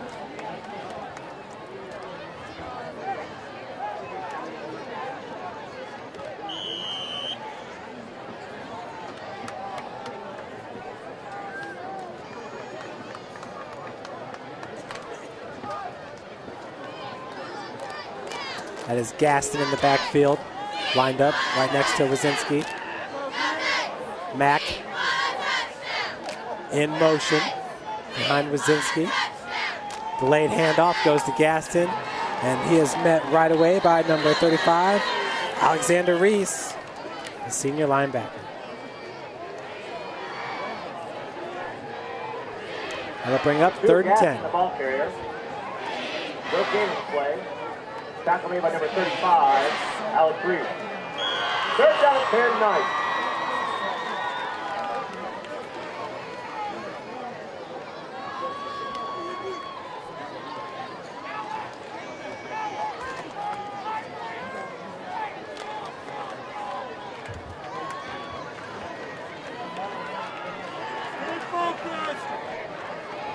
Ball at the 42-yard line.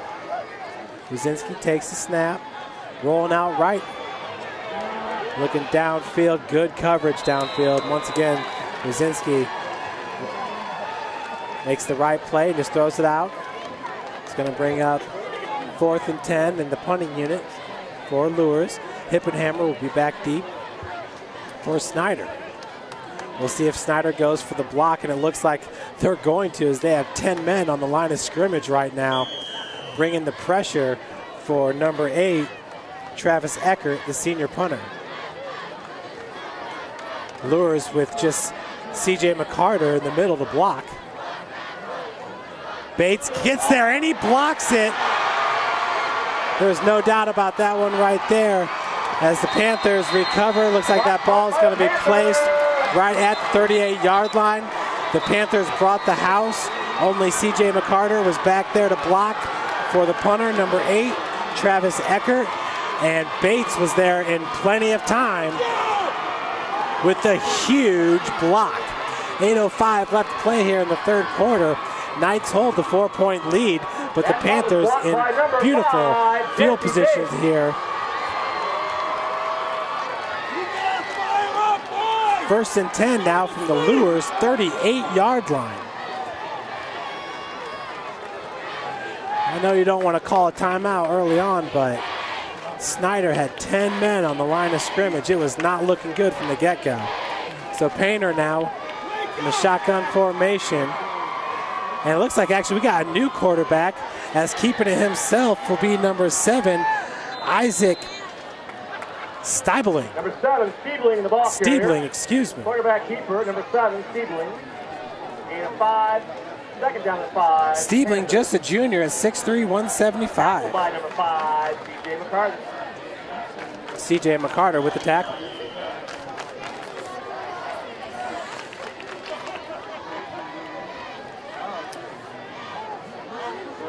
So Stiebling once again all by himself. 2 wide receivers split out wide right and left for the Panthers. Stiebling once again is going to take it himself up the gut. McCarter is going to make the tackle, but way downfield, as that's a gain of about 13 yards for Stiebling. That keeper, number 7, Stiebling, gain of 13. Move those things. First and 10 Panthers. Tackle made by number 7, Lapping. Lapping helping on the tackle after the big gain by Stiebling. Empty backfield. 2 wide right, 2 wide left. Tight end right. That is Russell Davies. Stiebling receives a snap, looking downfield. Across the middle, and nearly intercepted by number 5, the big linebacker, C.J. McCarter. Receiver number 81, Turner. Second down at 10, Panthers. Defending on the play, number 5, McCarter.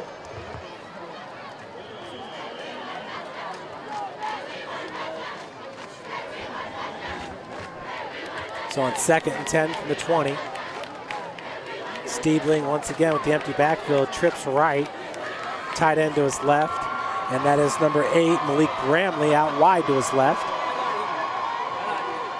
Stiebling has number 2, Hippenhammer in the backfield. He slips 2 tacklers, and he's gone. Hippenhammer's got the speed to make that a touchdown.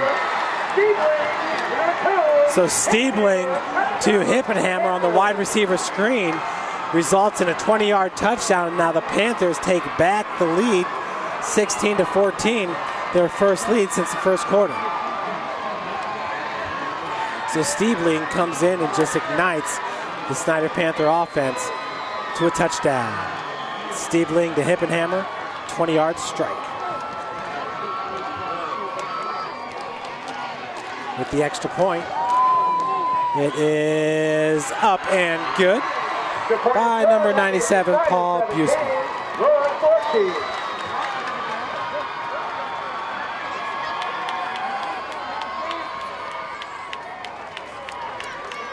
So with 6:46 left to play, the Panthers up 17-14.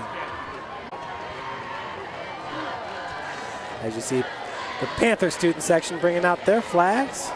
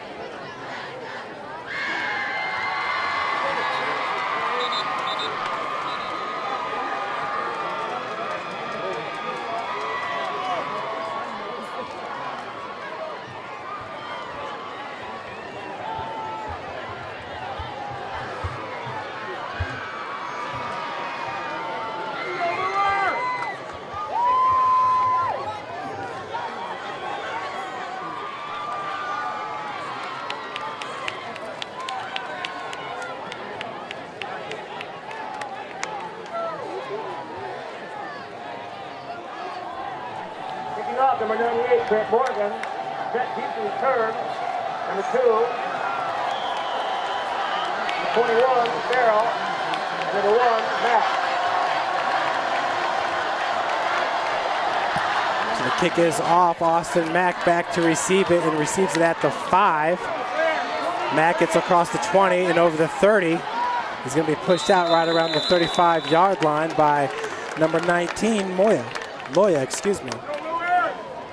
30-yard return by number 1, Austin Mack at the 9th. First and 10, Knight. So I'll bring up 1st and 10 from the 40-yard line. We got 6:38 left to play here in the third quarter. Their own 34-yard line. Third possession of the game, or of the third quarter for Bishop Luers. As Wazinski breaks the huddles, got C.J. McCarter in his backfield. Austin Mack wide right. On the bottom of your screen, it's number 19, Griggs. Number 8, Eckert. It looks like we got a false start. Play before the snap. Flag on the play before the snap.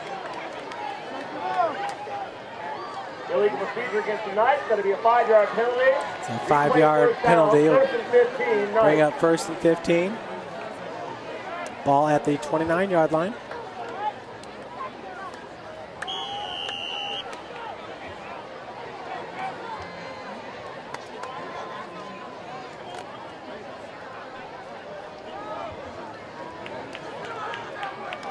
McCarter offset to Wazinski's left.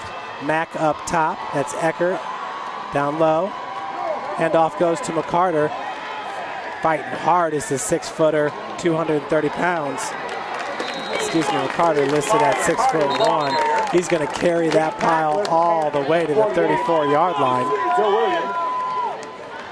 Coming up off the bottom of the pile is number 35, Alexander Reese for the Panthers. Gain of about 6.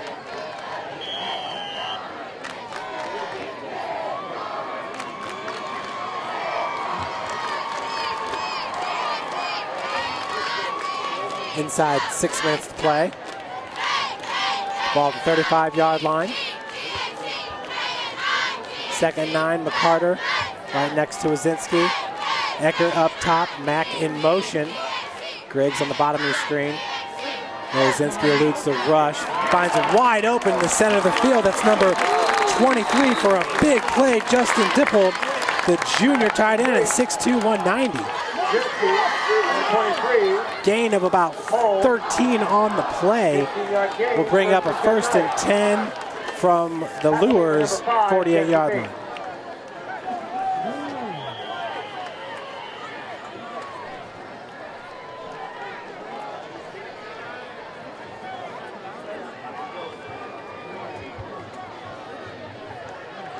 .13 seconds on the play clock.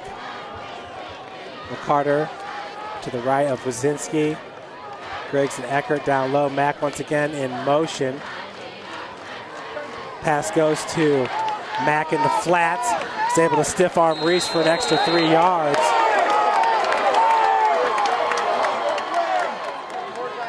Nice gain on the play. Looked to be about a gain of 7 for Austin Mack.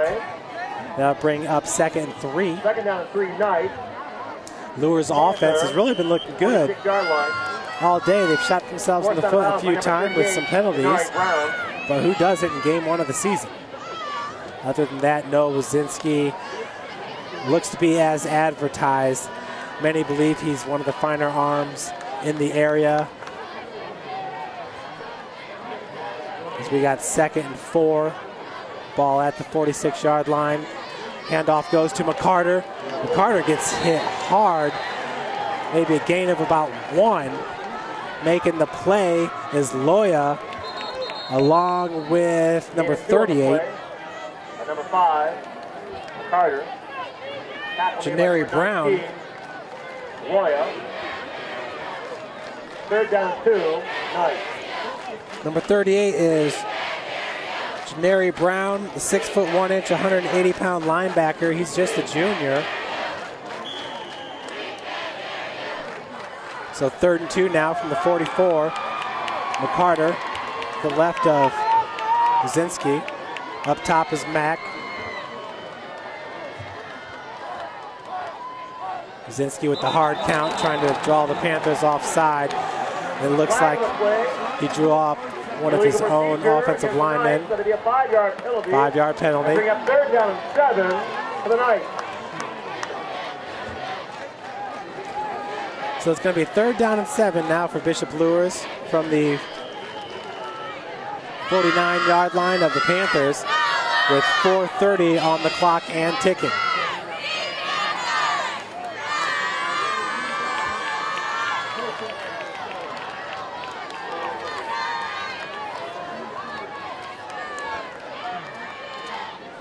In motion is number 23, Dippold.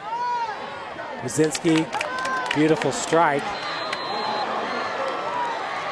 It's going to bring up the fourth and about 4. Number 13, Gilly. That'll bring up 4th down and 2 for the night. So the pass complete to Gillig. Tackle made by number 41. Brings up a 4th and 2 from the 44. Coach Lindsay's going to go for it here.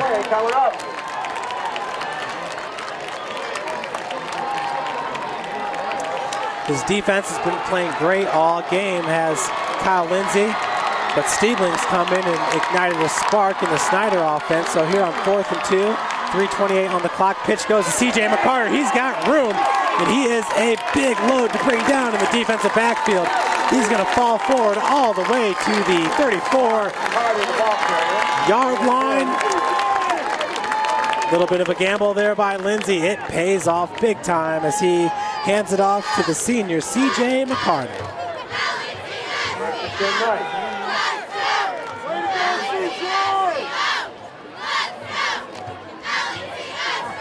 Brings up 1st and 10 from the 34. 3:10 on the clock and counting. We are in the 3rd quarter with Snider up 17-14.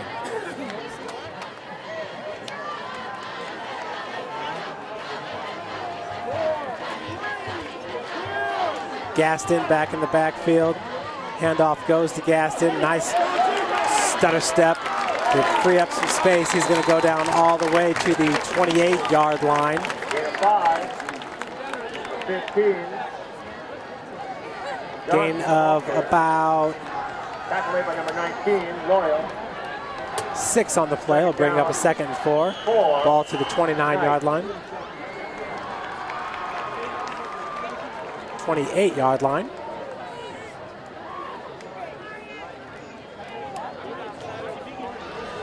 Wazinski's been very accurate in this game. In the backfield with him, he's got Brow. He's going to line up in the pistol. Off to his right is number 23, Dippold. Dippold takes that ball right up the gut. Nice on the read option. That's going to be a 1st down. It's like about a gain of 7. Once again, it's Reese with the tackle for the Panthers.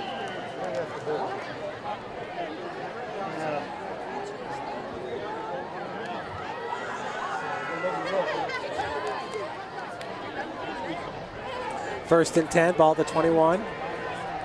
1:45 left to play in the 3rd. C.J. McCarter and Brow in the backfield.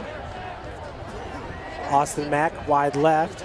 Wazinski rolls out to his left, going across his body, complete to C.J. McCarter. McCarter's going to run all the way to the 1. There's a flag on the turf, and Luers coaches are not happy. Not sure if Austin Mack was not on the line of scrimmage, but the flag was thrown right where Mack was lined up. Flag on the play.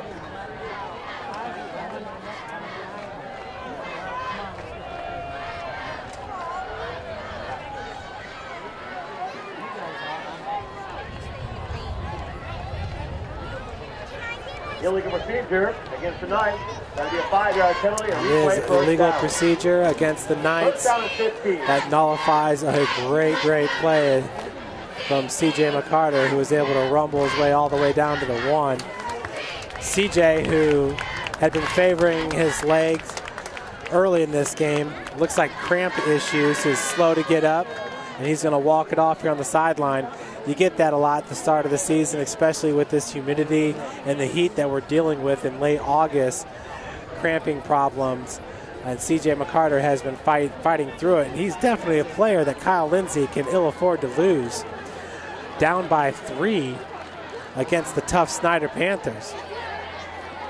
You're not going to find many running backs in the SAC that go 6'1", 235, and that's exactly what C.J. McCarter is listed at here in the program.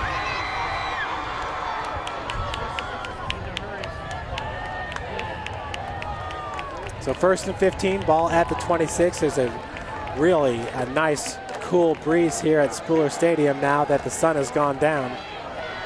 Mack in motion, the handoff goes to Mack around the left end. He's got room to run.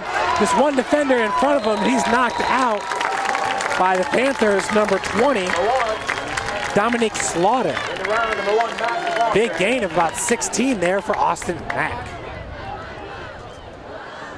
1st and 10, nice. Tackle made by number 20, Slaughter. Mack, who it appears he's going to have his choice of Division I schools to go to when it's all said and done, as he's already been offered by Notre Dame, Ohio State, Michigan, and Michigan State.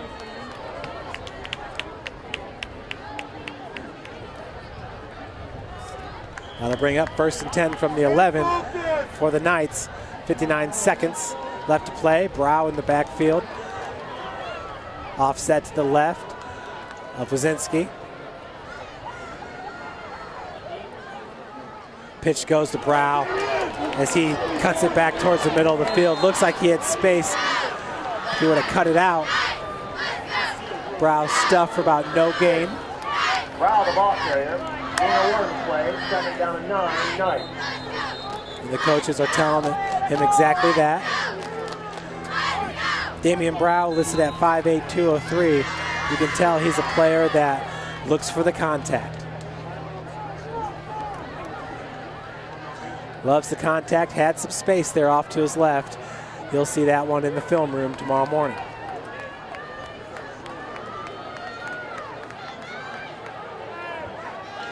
Snider making some substitutions as number 35, Alexander Reese, heads towards the sideline.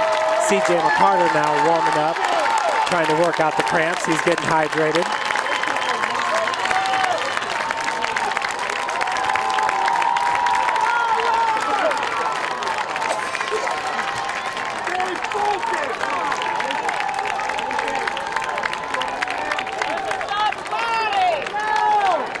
So 2nd and 9, 20 seconds and ticking on the game clock. Wazinski takes a snap, pitch goes to Gaston. Gaston cuts it up. Gain of about 4 on the play. Number 2, Gaston the ball carrier. Gain of 3, 3rd down. With the tackle for the Panthers, I believe it was number 43. Drew Bell scored, the 5'10", 185 junior linebacker.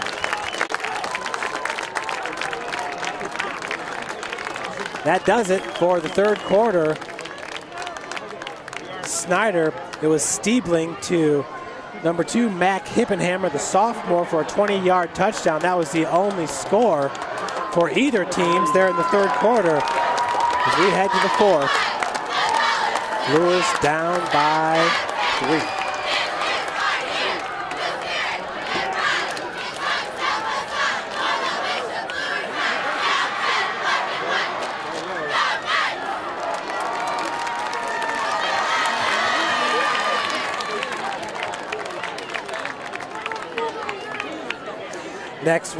Next week for the Panthers, they'll travel to Southside, and their first-year head coach, Roosevelt Norfleet, and Bishop Luers will travel to Northrop.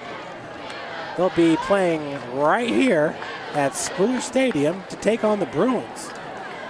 Northrop was down 35-7 against East Noble at the half. Northrop also with first-year coach Jason Dorfler. And let's not forget about Wayne, who also has a first-year head coach. His name is Scott Shaw. Wayne was up 34-0 against Anderson at the half.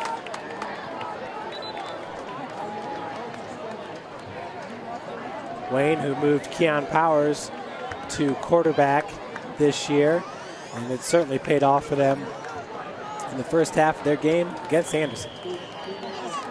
At Anderson. Third down and 5. So 12 minutes on the clock. It's 3rd down and 5.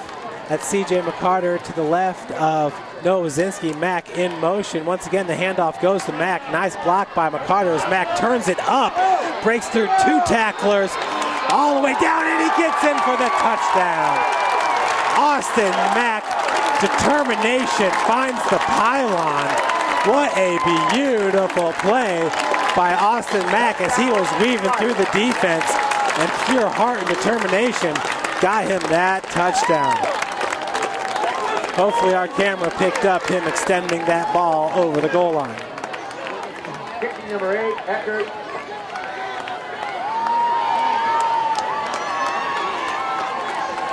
So Bishop Luers takes the lead 20-17 with 11:52 left to play here in the 4th quarter. The extra point for the Knights is up and good. No good. Out.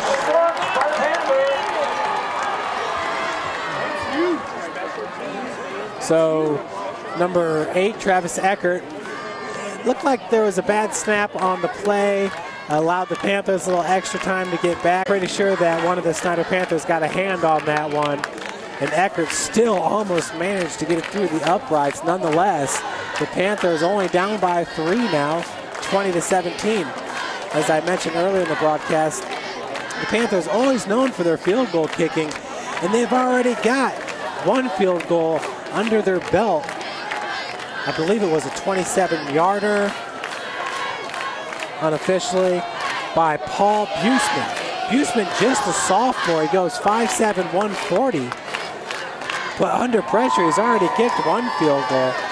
So the Knights missing that PAT could loom large. Hippenhammer back deep for the Panthers. Jesse Bates and number 81, David Turner, right in front of Hippenhammer.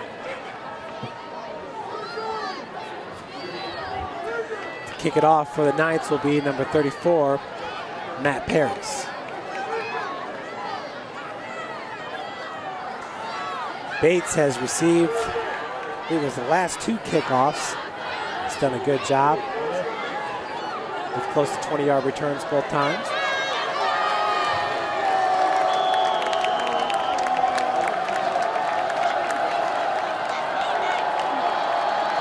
Paris, the kickoff is up. Bates once again will receive it, this time at the 10-yard line. Bates finds a seam, and he's still on his feet at the 40, the 45. He's down at about the 47-yard line, gain of about 37 yards. And it looks like there's going to be another personal foul called on Bishop Luers as players were swiping after that ball after the play was blown dead. That could be another 15 yards tacked on, and Snider is in scoring position. And those are easily correctable penalties there for Coach Lindsay, but nonetheless, those are penalties that just drive the coach bonkers. 15 yards, going to take the ball all the way to the Knights' 39-yard line.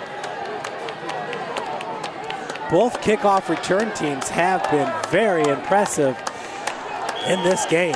We've seen good returns from Jesse Bates for Snider and also from Austin Mack for Bishop Luers. Stiebling from the shotgun, fake handoff. He's going to take himself up the gut, still on his feet. Gain of about 9 on the play, should bring up 2nd and 1. Stiebling, the ball carrier, quarterback keeper. Isaac Stiebling, this is his 2nd series of the game, and he has really just ignited this offense, mainly with his feet. He did throw a 20-yard, it was a screen pass to Hippenhammer, who ran it 20 yards for a touchdown. Still looks good in the box score. 2nd and 1. Stiebling rolling out to right, looking downfield, and he's got Turner. Turner with a beautiful catch, gets it all the way to, looks like the 15-yard line. First and 10 Panthers. 14-yard gain on the play. Been very impressed with the junior, Isaac Stiebling. He just has a confidence about him down there on the field in the huddle and at the line of scrimmage. Stiebling at 6'3", 175. First and 10 from the 16 for the Panthers. Billingsley behind Stiebling. The handoff goes to Billingsley. Billingsley finally with a little bit of room to run. Looks like a gain of about 6. Gain of 5. Gain of 5 by number 15, Billingsley, ball carrier. Tackle made by number 88, Damon Williams. Second down and 5. So gain of 5 will bring up second 5 from the 11.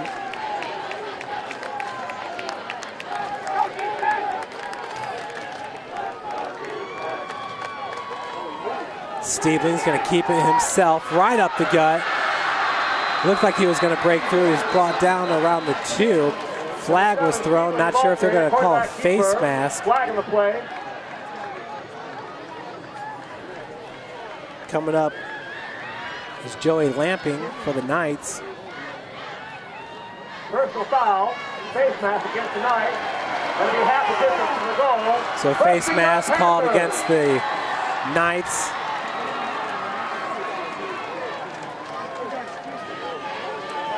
That's a tough call there as a lot of players bunched up in that scrum with Stiebling trying to hit pay dirt. It's going to be first and goal from the 1 for the Panthers. That front 7 starting to wear down a little bit for Bishop Luers. Stiebling, who is really a run threat first at quarterback, has kept that front 7 pretty honest. And this time, looks like we might have a false start here against the Panthers that would back them up 5 yards.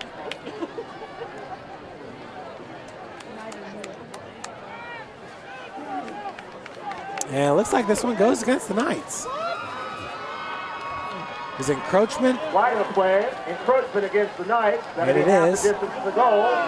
First and goal Panthers. So half the distance of the 1 yard line. We're about 1.5 feet out from the goal line. We'll see if coach is going to call a quarterback sneak here with Stiebling, who is a fantastic runner from the quarterback position. At 6'3", 175. Stiebling, I formation, hands it off to Billingsley, and he is stuffed in on the tackle for the Knights. That's number 26. Isaac Morgan, the junior, 6'1", 175. Billingsley, the ball carrier. No gain in the play. Second down and goal, Panthers. I bring up second and goal from the 1.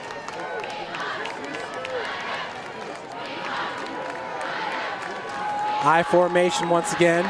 Tailback is Money Woods at 5'8", 160. He's just a sophomore. Handoff goes to Woods. He's stuffed. Brought down by number 7, Joey Lamping. That's going to bring up third and goal. Short of the goal line. Third down and goal. And the next tackle, number 7, Lamping. So Joey Lamping, the safety, makes the stick. We got 8:11 and ticking here left to play in the 4th. 3rd and 1 from the 1.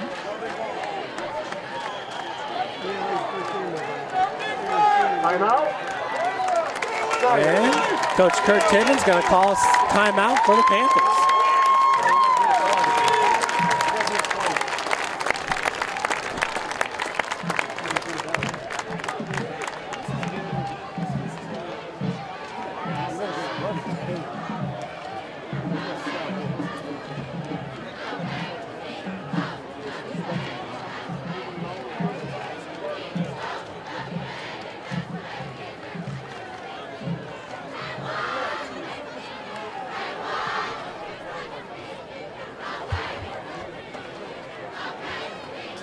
Woodland on top of Eastside right now, 50-33, with 2 minutes and 39 seconds left to play in the 3rd quarter.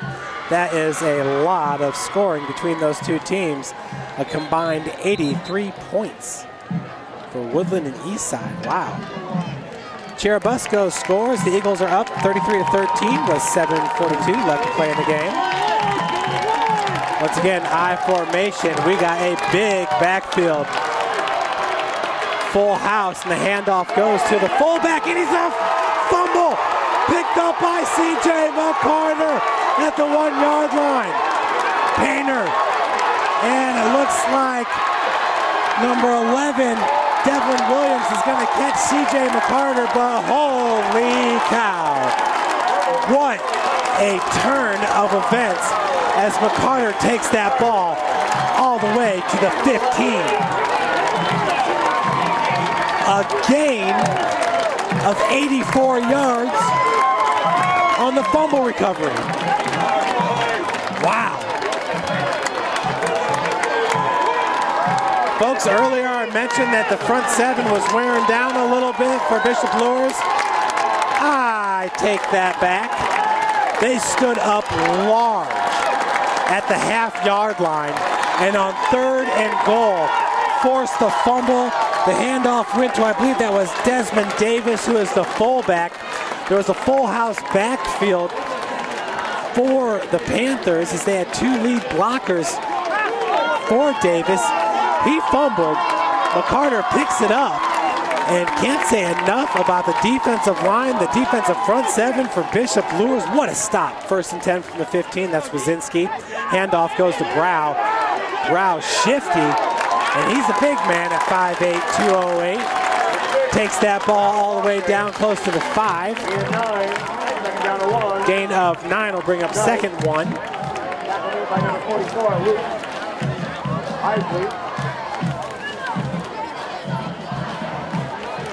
So 2nd 1 from the 6.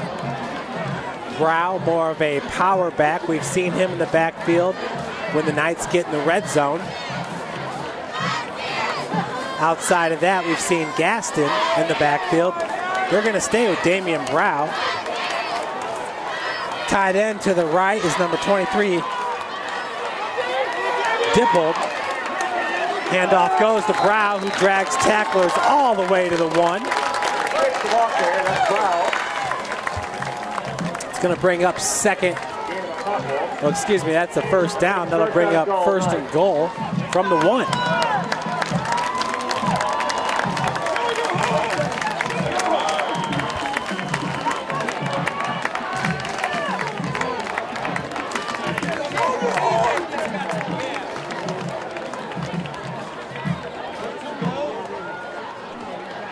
So 1st and goal, 6 minutes and 35 seconds left to play in this game.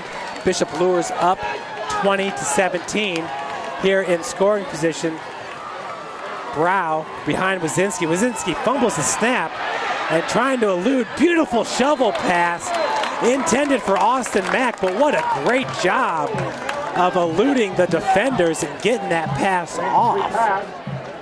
That is a heads-up play there by number 4, Noah Wazinski.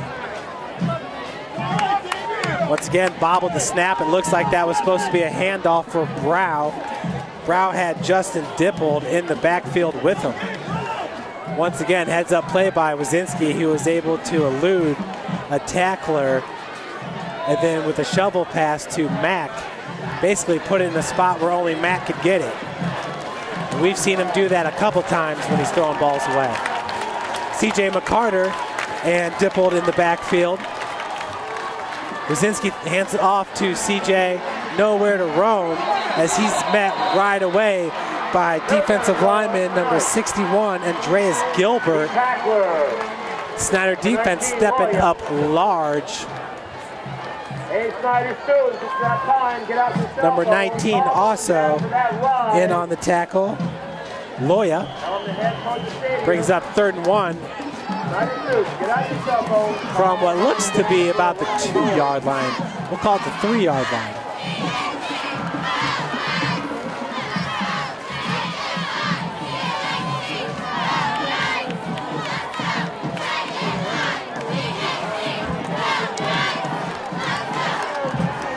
So once again, Wazinski in the shotgun formation, and Bishop Luers is going to have to call a timeout. 5:29 on the clock.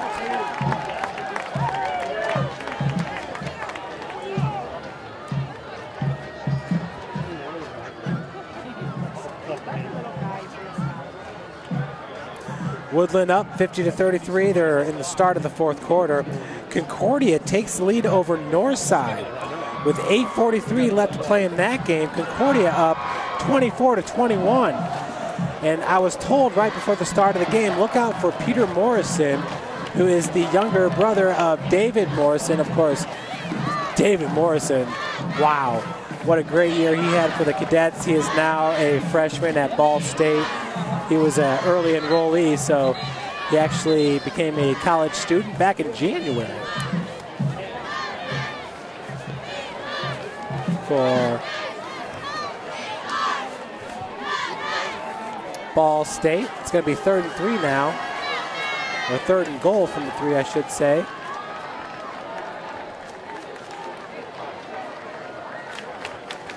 For the Knights. So the Knights, this is considered an upset if they would hold on to win. If Concordia were to hold on to win to that, they've got a 24-21 lead. If they were to hold on to win, that would be an upset as well. Cherubusco up 33-13 over Lakeland.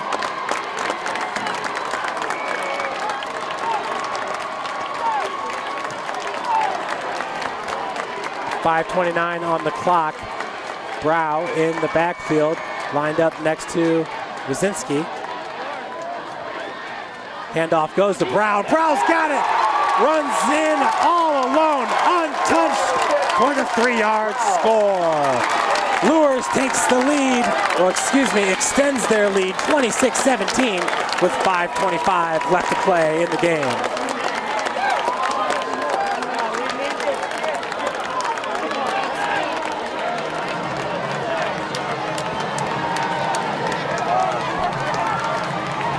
Attempting the extra point for Bishop Luers, it's number 8, Travis Eckert. Kick is up and good. Just inside the left upright. Luers with a 10-point lead, 27-17, 5:25 left to play in the game.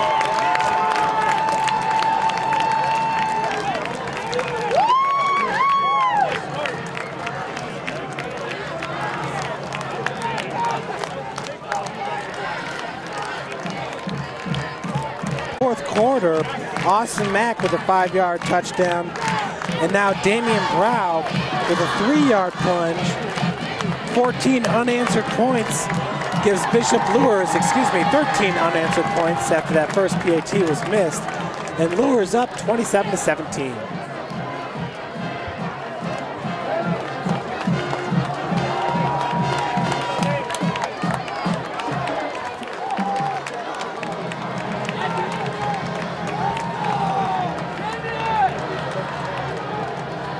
Return number 5, Big. Number 2, Hippenhammer. Number 81, Turner. So with the kickoff, it'll be Paris. Hippenhammer back deep. Bates back deep. Hippenhammer and Turner, the next level. The kick goes to Hippenhammer. Picks it up, Bates lead blocker. Hippenhammer right behind him, up the sideline. Hippenhammer gets hit hard by number 7, Joey Lampy. Panthers will start with good field position.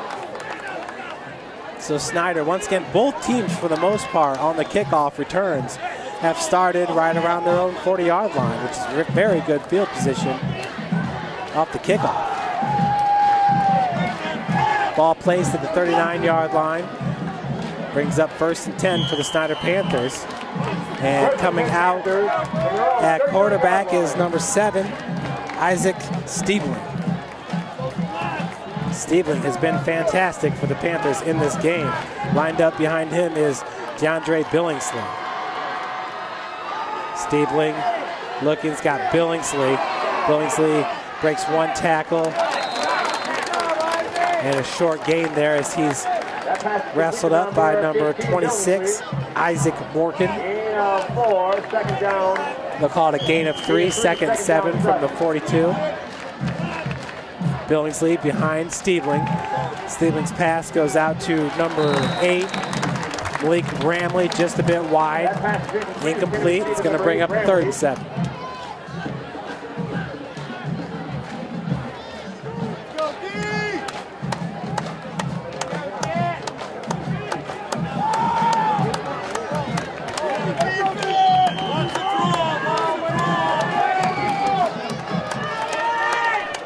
So 3rd and 7, 4:52 on the clock. Stiebling looking deep. He's going to run it himself.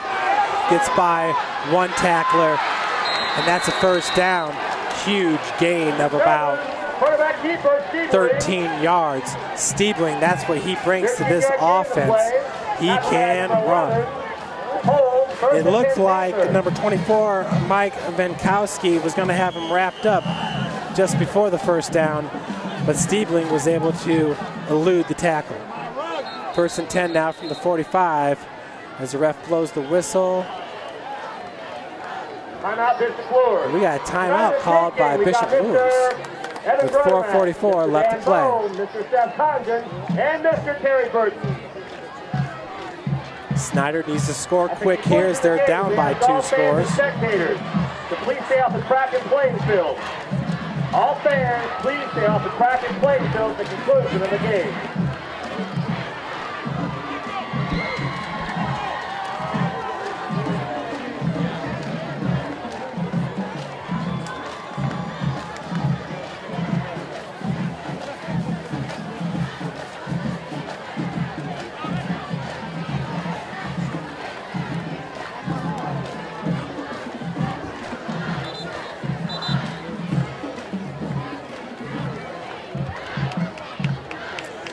Stiebling comes out with Billingsley behind him. Wide receiver closest to us is number 11, Devlin Williams. Stiebling with the handoff to Billingsley. Billingsley's got some room. Gain of about 6 on the play with the tackle. It's number 15, Jack Johnston. Stiebling brings that read option, and it's stymied that defensive front 7 just a bit for Bishop Luers. Bishop Luers held the Snider run game to minimal yards in the 1st half. 2nd and 4, balls at the 39. Stiebling looking deep, and that ball is well short. Some miscommunication there. I don't know if he was looking for a hook route. He was expecting Devlin Williams there to stop at about the 24. Williams kept going. Stiebling's pass well short. 3rd and 4 now from 39. Isaac Stiebling, look for him to take off running up the gut here after looking downfield. There he goes. Stiebling this time inside the 30, down to about the 28-yard line. Gain of about 11 on the play. He picks up the 1st down on the play. Gain of 6. Tackle by number 6, Brow. Damian Brow with the tackle. 1st and 10, ball at the 28. Stiebling over to Williams. Stiebling, number 11, Williams. Devlin Williams with a short gain there of about 4 yards. Now make that a gain of 6. Brings up a 2nd and 4 for the Panthers. Stiebling, Billingsley lined up behind him. Looks to his right. Got Bramley, ball way overthrown. Malik Bramley goes 6'3". That's going to bring up 3rd and 4.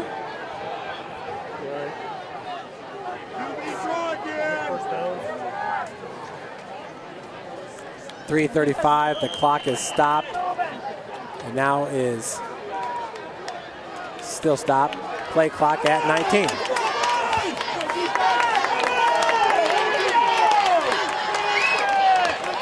In the backfield looks to be number 36, Desmond Davis. Looks like a false start by the offensive lineman. Illegal procedure against the Panthers. That'll be a 5-yard penalty. Oh, legal procedure, a 5-yard penalty. Down 9.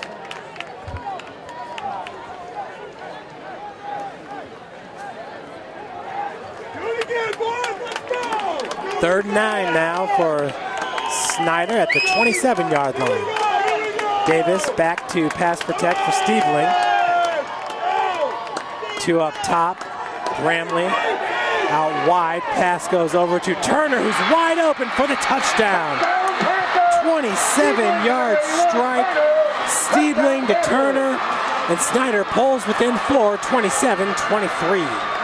With 3:28 left on the clock.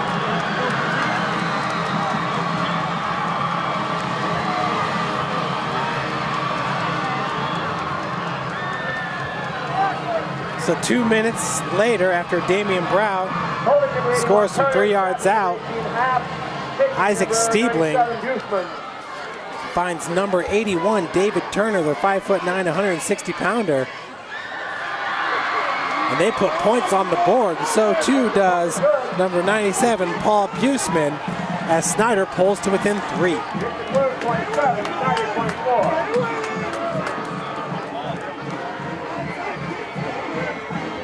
Could not have asked for a better game between these two squads.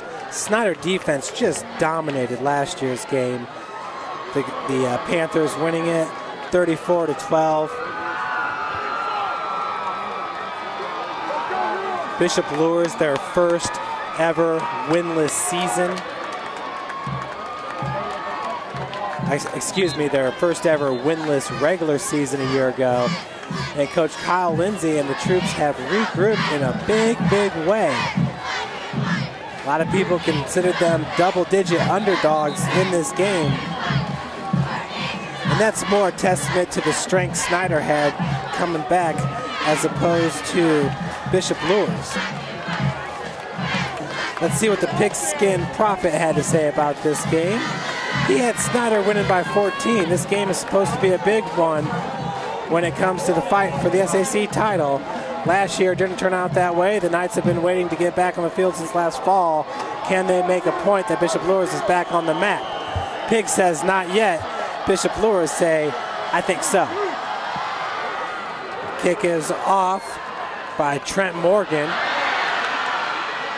Picked up in the backfield. That's number 21 by Luers. Nowhere to run. Number 21 is Chris Farrell. Big tackle by number 14, Isaiah Knight Nereson. Excuse me. From their own 14-yard line. So I'll bring up 1st and 10 from their own 14-yard line. 3 minutes and 21 seconds left on the clock. The Panthers already took one timeout. That was when they were looking to score from the 1. Noah Wazinski's got C.J. McCarter. Tyrell Johnson in motion. The handoff goes to McCarter. The delay handoff, it's been working well for the Knights all game. Not that time, though, as number 55, Matthew Swartz, with the big hit in the backfield. Loss of 6 in the play. Second down and long, Knights. Call that a loss of 6. Brings up 2nd and 16. Ball placed at the, looks to be about the 7-yard line. 8-yard line.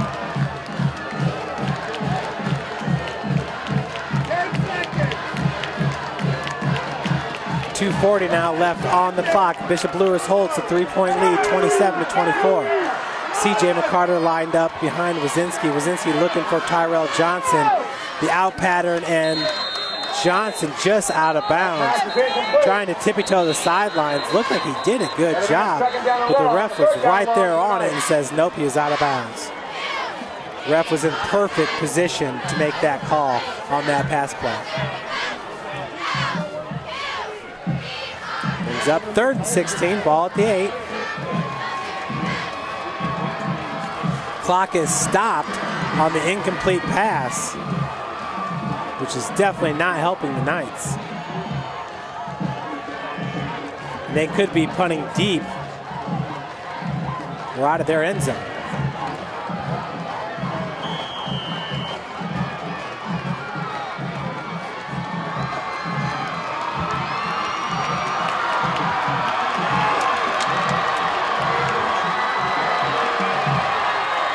3rd and 16, 2:28 left to play in the game. Snider student section on its feet. That's CJ McCarter lined up next to Wazinski. Wazinski looking deep. Austin Mack. There was some hand fighting going on. No flags thrown. Great coverage there by number, I think that's number 24 for the Panthers, Jalen Fowler. Fowler was stride for stride with Mack. A little bit of hand fighting going on. Refs deemed it to be mutual. So now Hippenhammer's back deep and awaiting the punt from number 8, Travis Eckert. With 2:22 left to play in this game, and the Knights up by 3.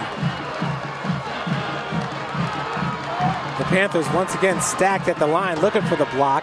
Eckert, that punt looks like it went out right around the 20-yard line, so it'll be a punt of about 12 yards. Not exactly what the Knights were looking for. They're going to place that ball at the Knights' 21. First down and 10, Panthers. We'll see if the Panthers keep it on the ground with the quarterback Stiebling and Leandre Billingsley.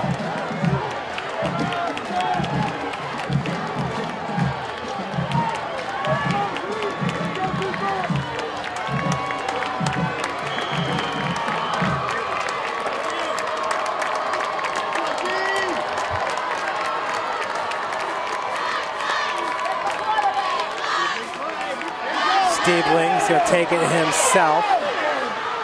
Nice tackle there at the near sideline by number 11, Luke Dippold.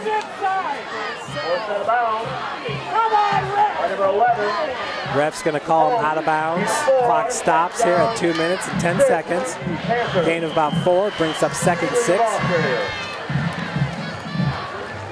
Ball at the 18-yard line.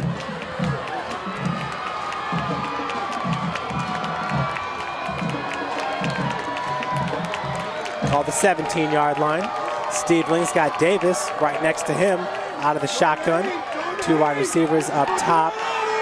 Looking, he's got a wide open Turner. Turner's going to take it all the way in for the score. David Turner, back-to-back touchdowns for the Panthers. This one comes just 1 minute and 27 seconds later, as Stiebling hits Turner once again. And I believe that was an 18-yard touchdown strike as the Panthers take the lead 30-27. In for the extra point is Paul Buseman. And it's good, so the Knights will need a touchdown if they want to take the lead. Snider up 31-27.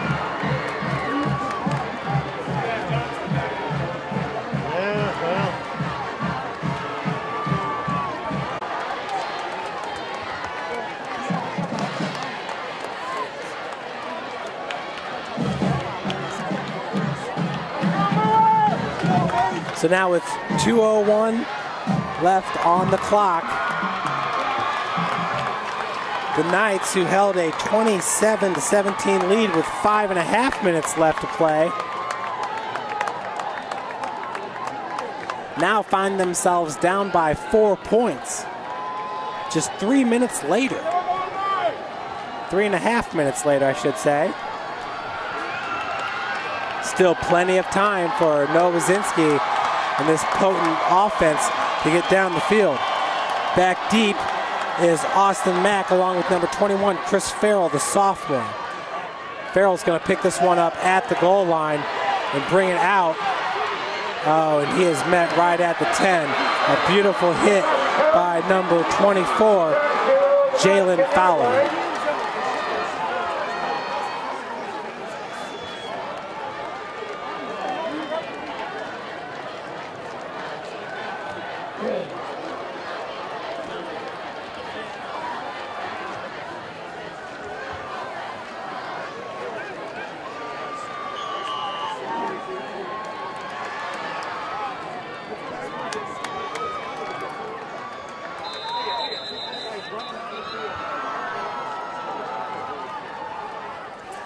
So 1st and 10 balls at the 11. A timeout on the field.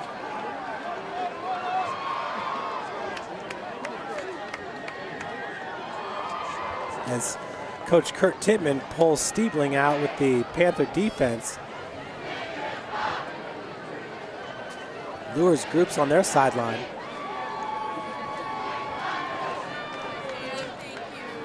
Once again, at the conclusion of the game, we ask all fans and spectators to stay off the playing field. Stiebling has just been fantastic ever since he entered this game midway through the 3rd. Found Hippenhammer on a screen. Hippenhammer took it 20 yards for a touchdown. That was with 6:46 left to play in the 3rd. That gave Snider the 3-point lead. After that, Luers responded with 2 touchdowns. He took the 27-17 lead.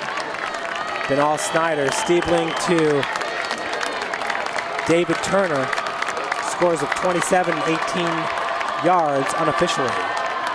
Noah Wazinski with McCarter right next to him, looking downfield for Tyrell Johnson.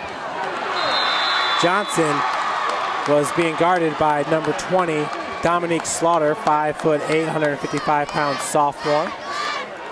2nd down, 10. That pass is incomplete. Brings up 2nd and 10 with 1:50 on the clock.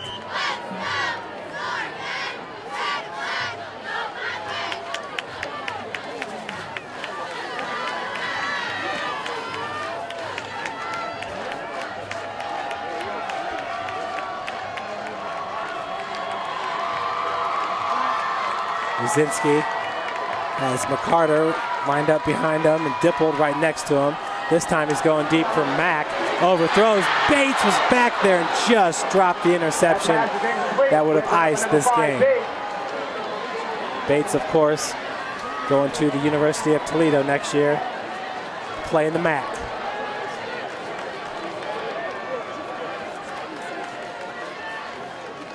Pass once again intended for Austin Mack, just overthrew him.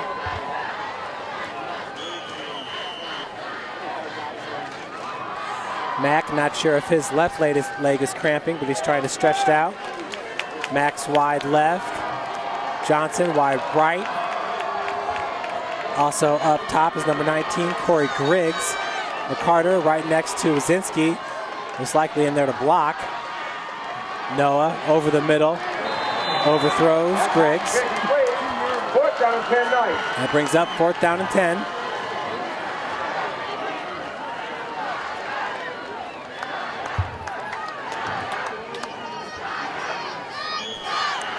Great crowd as Spooler Stadium is just packed tonight for this game.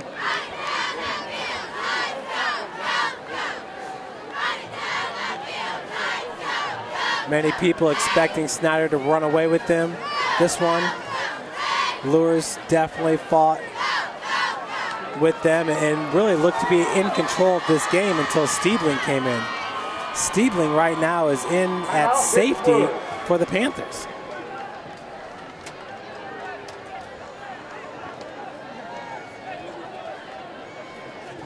On the roster, Isaac Stiebling only listed as a QB, but he has definitely shown off his speed. And at 6'3", looks like Coach Kurt Tittman just wants a center fielder back there to make sure there's no big plays.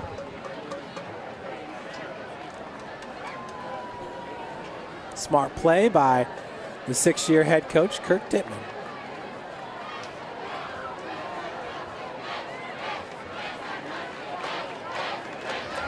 Safe to say this has just been a fantastic turnaround here for the Bishop Luers Knights, who went 0-9 last year in the regular season. And that's a school that had won 4 straight state championships, so a little bit of a drop-off there to go from 4 straight state championships, just unprecedented, to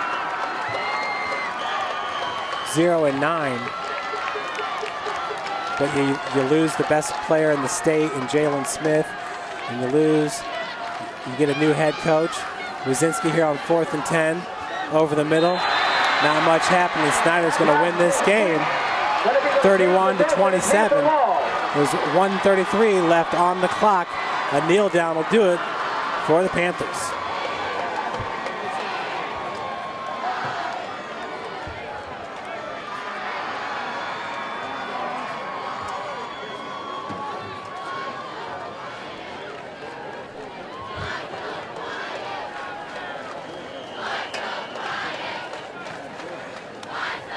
So up next for the Panthers, they will travel to Southside. Southside Class 4A, the Panthers Class 5A. For the Knights, they will come back here to Spooler to take on the Northrop Bruins.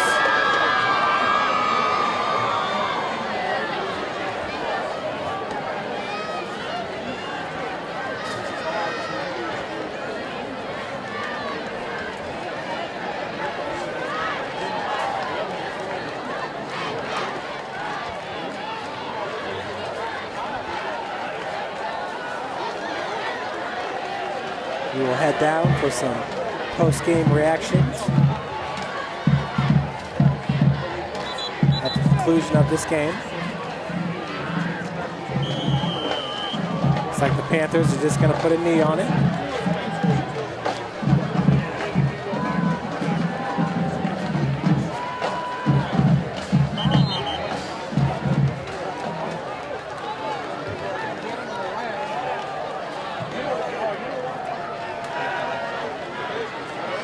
They're going to let the clock run. Folks, that's going to do it. We're going to shut down the broadcast up here. We're going to head down and get some post-game sound bites for both teams. Thank you for joining us. And remember to visit SummitCitySports.com for broadcasts and highlights of Fort Wayne area high school athletics. Thanks again for joining us, folks. The second knee, we'll just take two more, and that should do it for the Knights. Thanks again for joining us.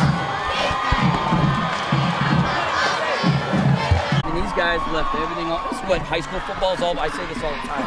But this is what high school football is all about. I mean, awesome experience. I can't be more proud of our guys. A lot of heart out there. Thanks so much for your time. What a great program you got. Thank you. I was going to say, I know this guy that says this is what high school football is all well, about. what else could you ask for? Guys doing that kind of stuff on the field. It's unfortunate that one side has to experience the disappointment of defeat, but everybody should be proud of the effort displayed tonight. I mean, that is unbelievable.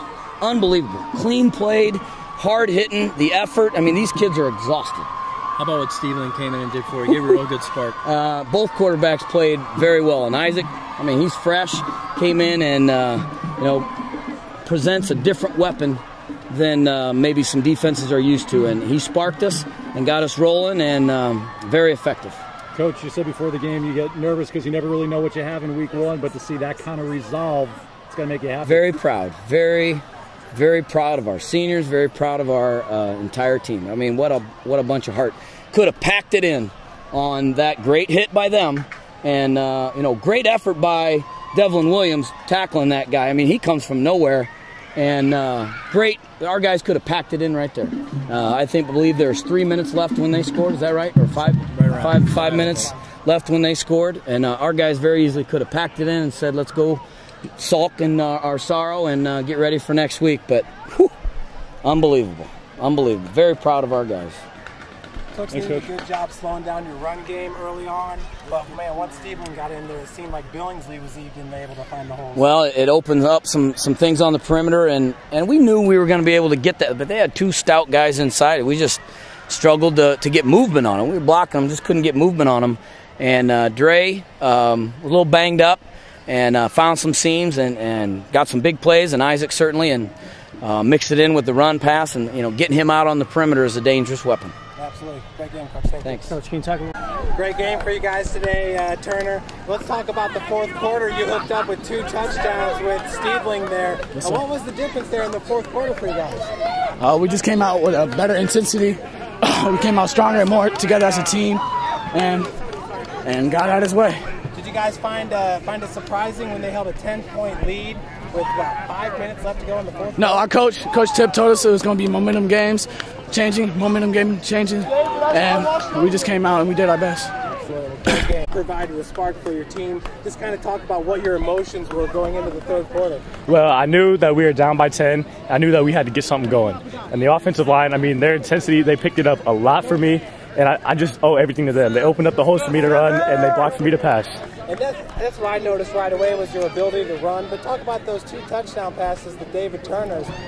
He was wide open. I mean, he found it. Yeah, and he had yak after that too. I mean, it wasn't just a touchdown pass. He had that yak, and he stuck it right in the end zone. Absolutely. Well, that was a great game. Thank you, Chuck. Fantastic showing today by your team. I thought the offense looked really good. The junior quarterback, Noah Wazinski, seems like he solidified that position. Just talk about your offense early on, the way your team played. I thought we made some big plays on the offensive side of the ball. I thought our offensive line did a really good job in protection. At times, we ran the ball successfully. I think we need to. We got a lot of work to do in that regard. But at the same time, I couldn't be any prouder of a team. From everything that they've taken, the beatings they took last year, the humiliation of not winning a game in the regular season. They bottled all that up, and they put together a really impressive offseason and really, brought back a lot of pride to the program. And I think the Luers faithful have a lot to be proud about, a lot to look forward to, because this could be a really good football team. There's no doubt about that, Coach. And coming into this game, a lot was made of the Snider offensive line. I thought your defensive front seven was fantastic today. Can you just talk about their abilities? Yeah, we for the most part, I thought we did contain their running backs, their running game. That number 7 there, when they brought him in, I think that was definitely a change of pace for their offense, and he definitely did some damage with his legs. And when you can run like that, you can throw too. But very proud of those guys on the defensive side of the ball too, because that's going to be offense over there in Snider. They're going to put up a lot of points. I don't have much doubt about that, but. We got to shore some things up in every aspect, from special teams, offense. We had too many 3-and-outs. We had too many quick drives. We put together 1 or 2 nice drives, but I think we got more in us. Overall, it was a very good effort, and the kids. What I was proud about there at the end, the kids held their heads up, and they're looking forward to the rest of this year. Well, absolutely. Congratulations.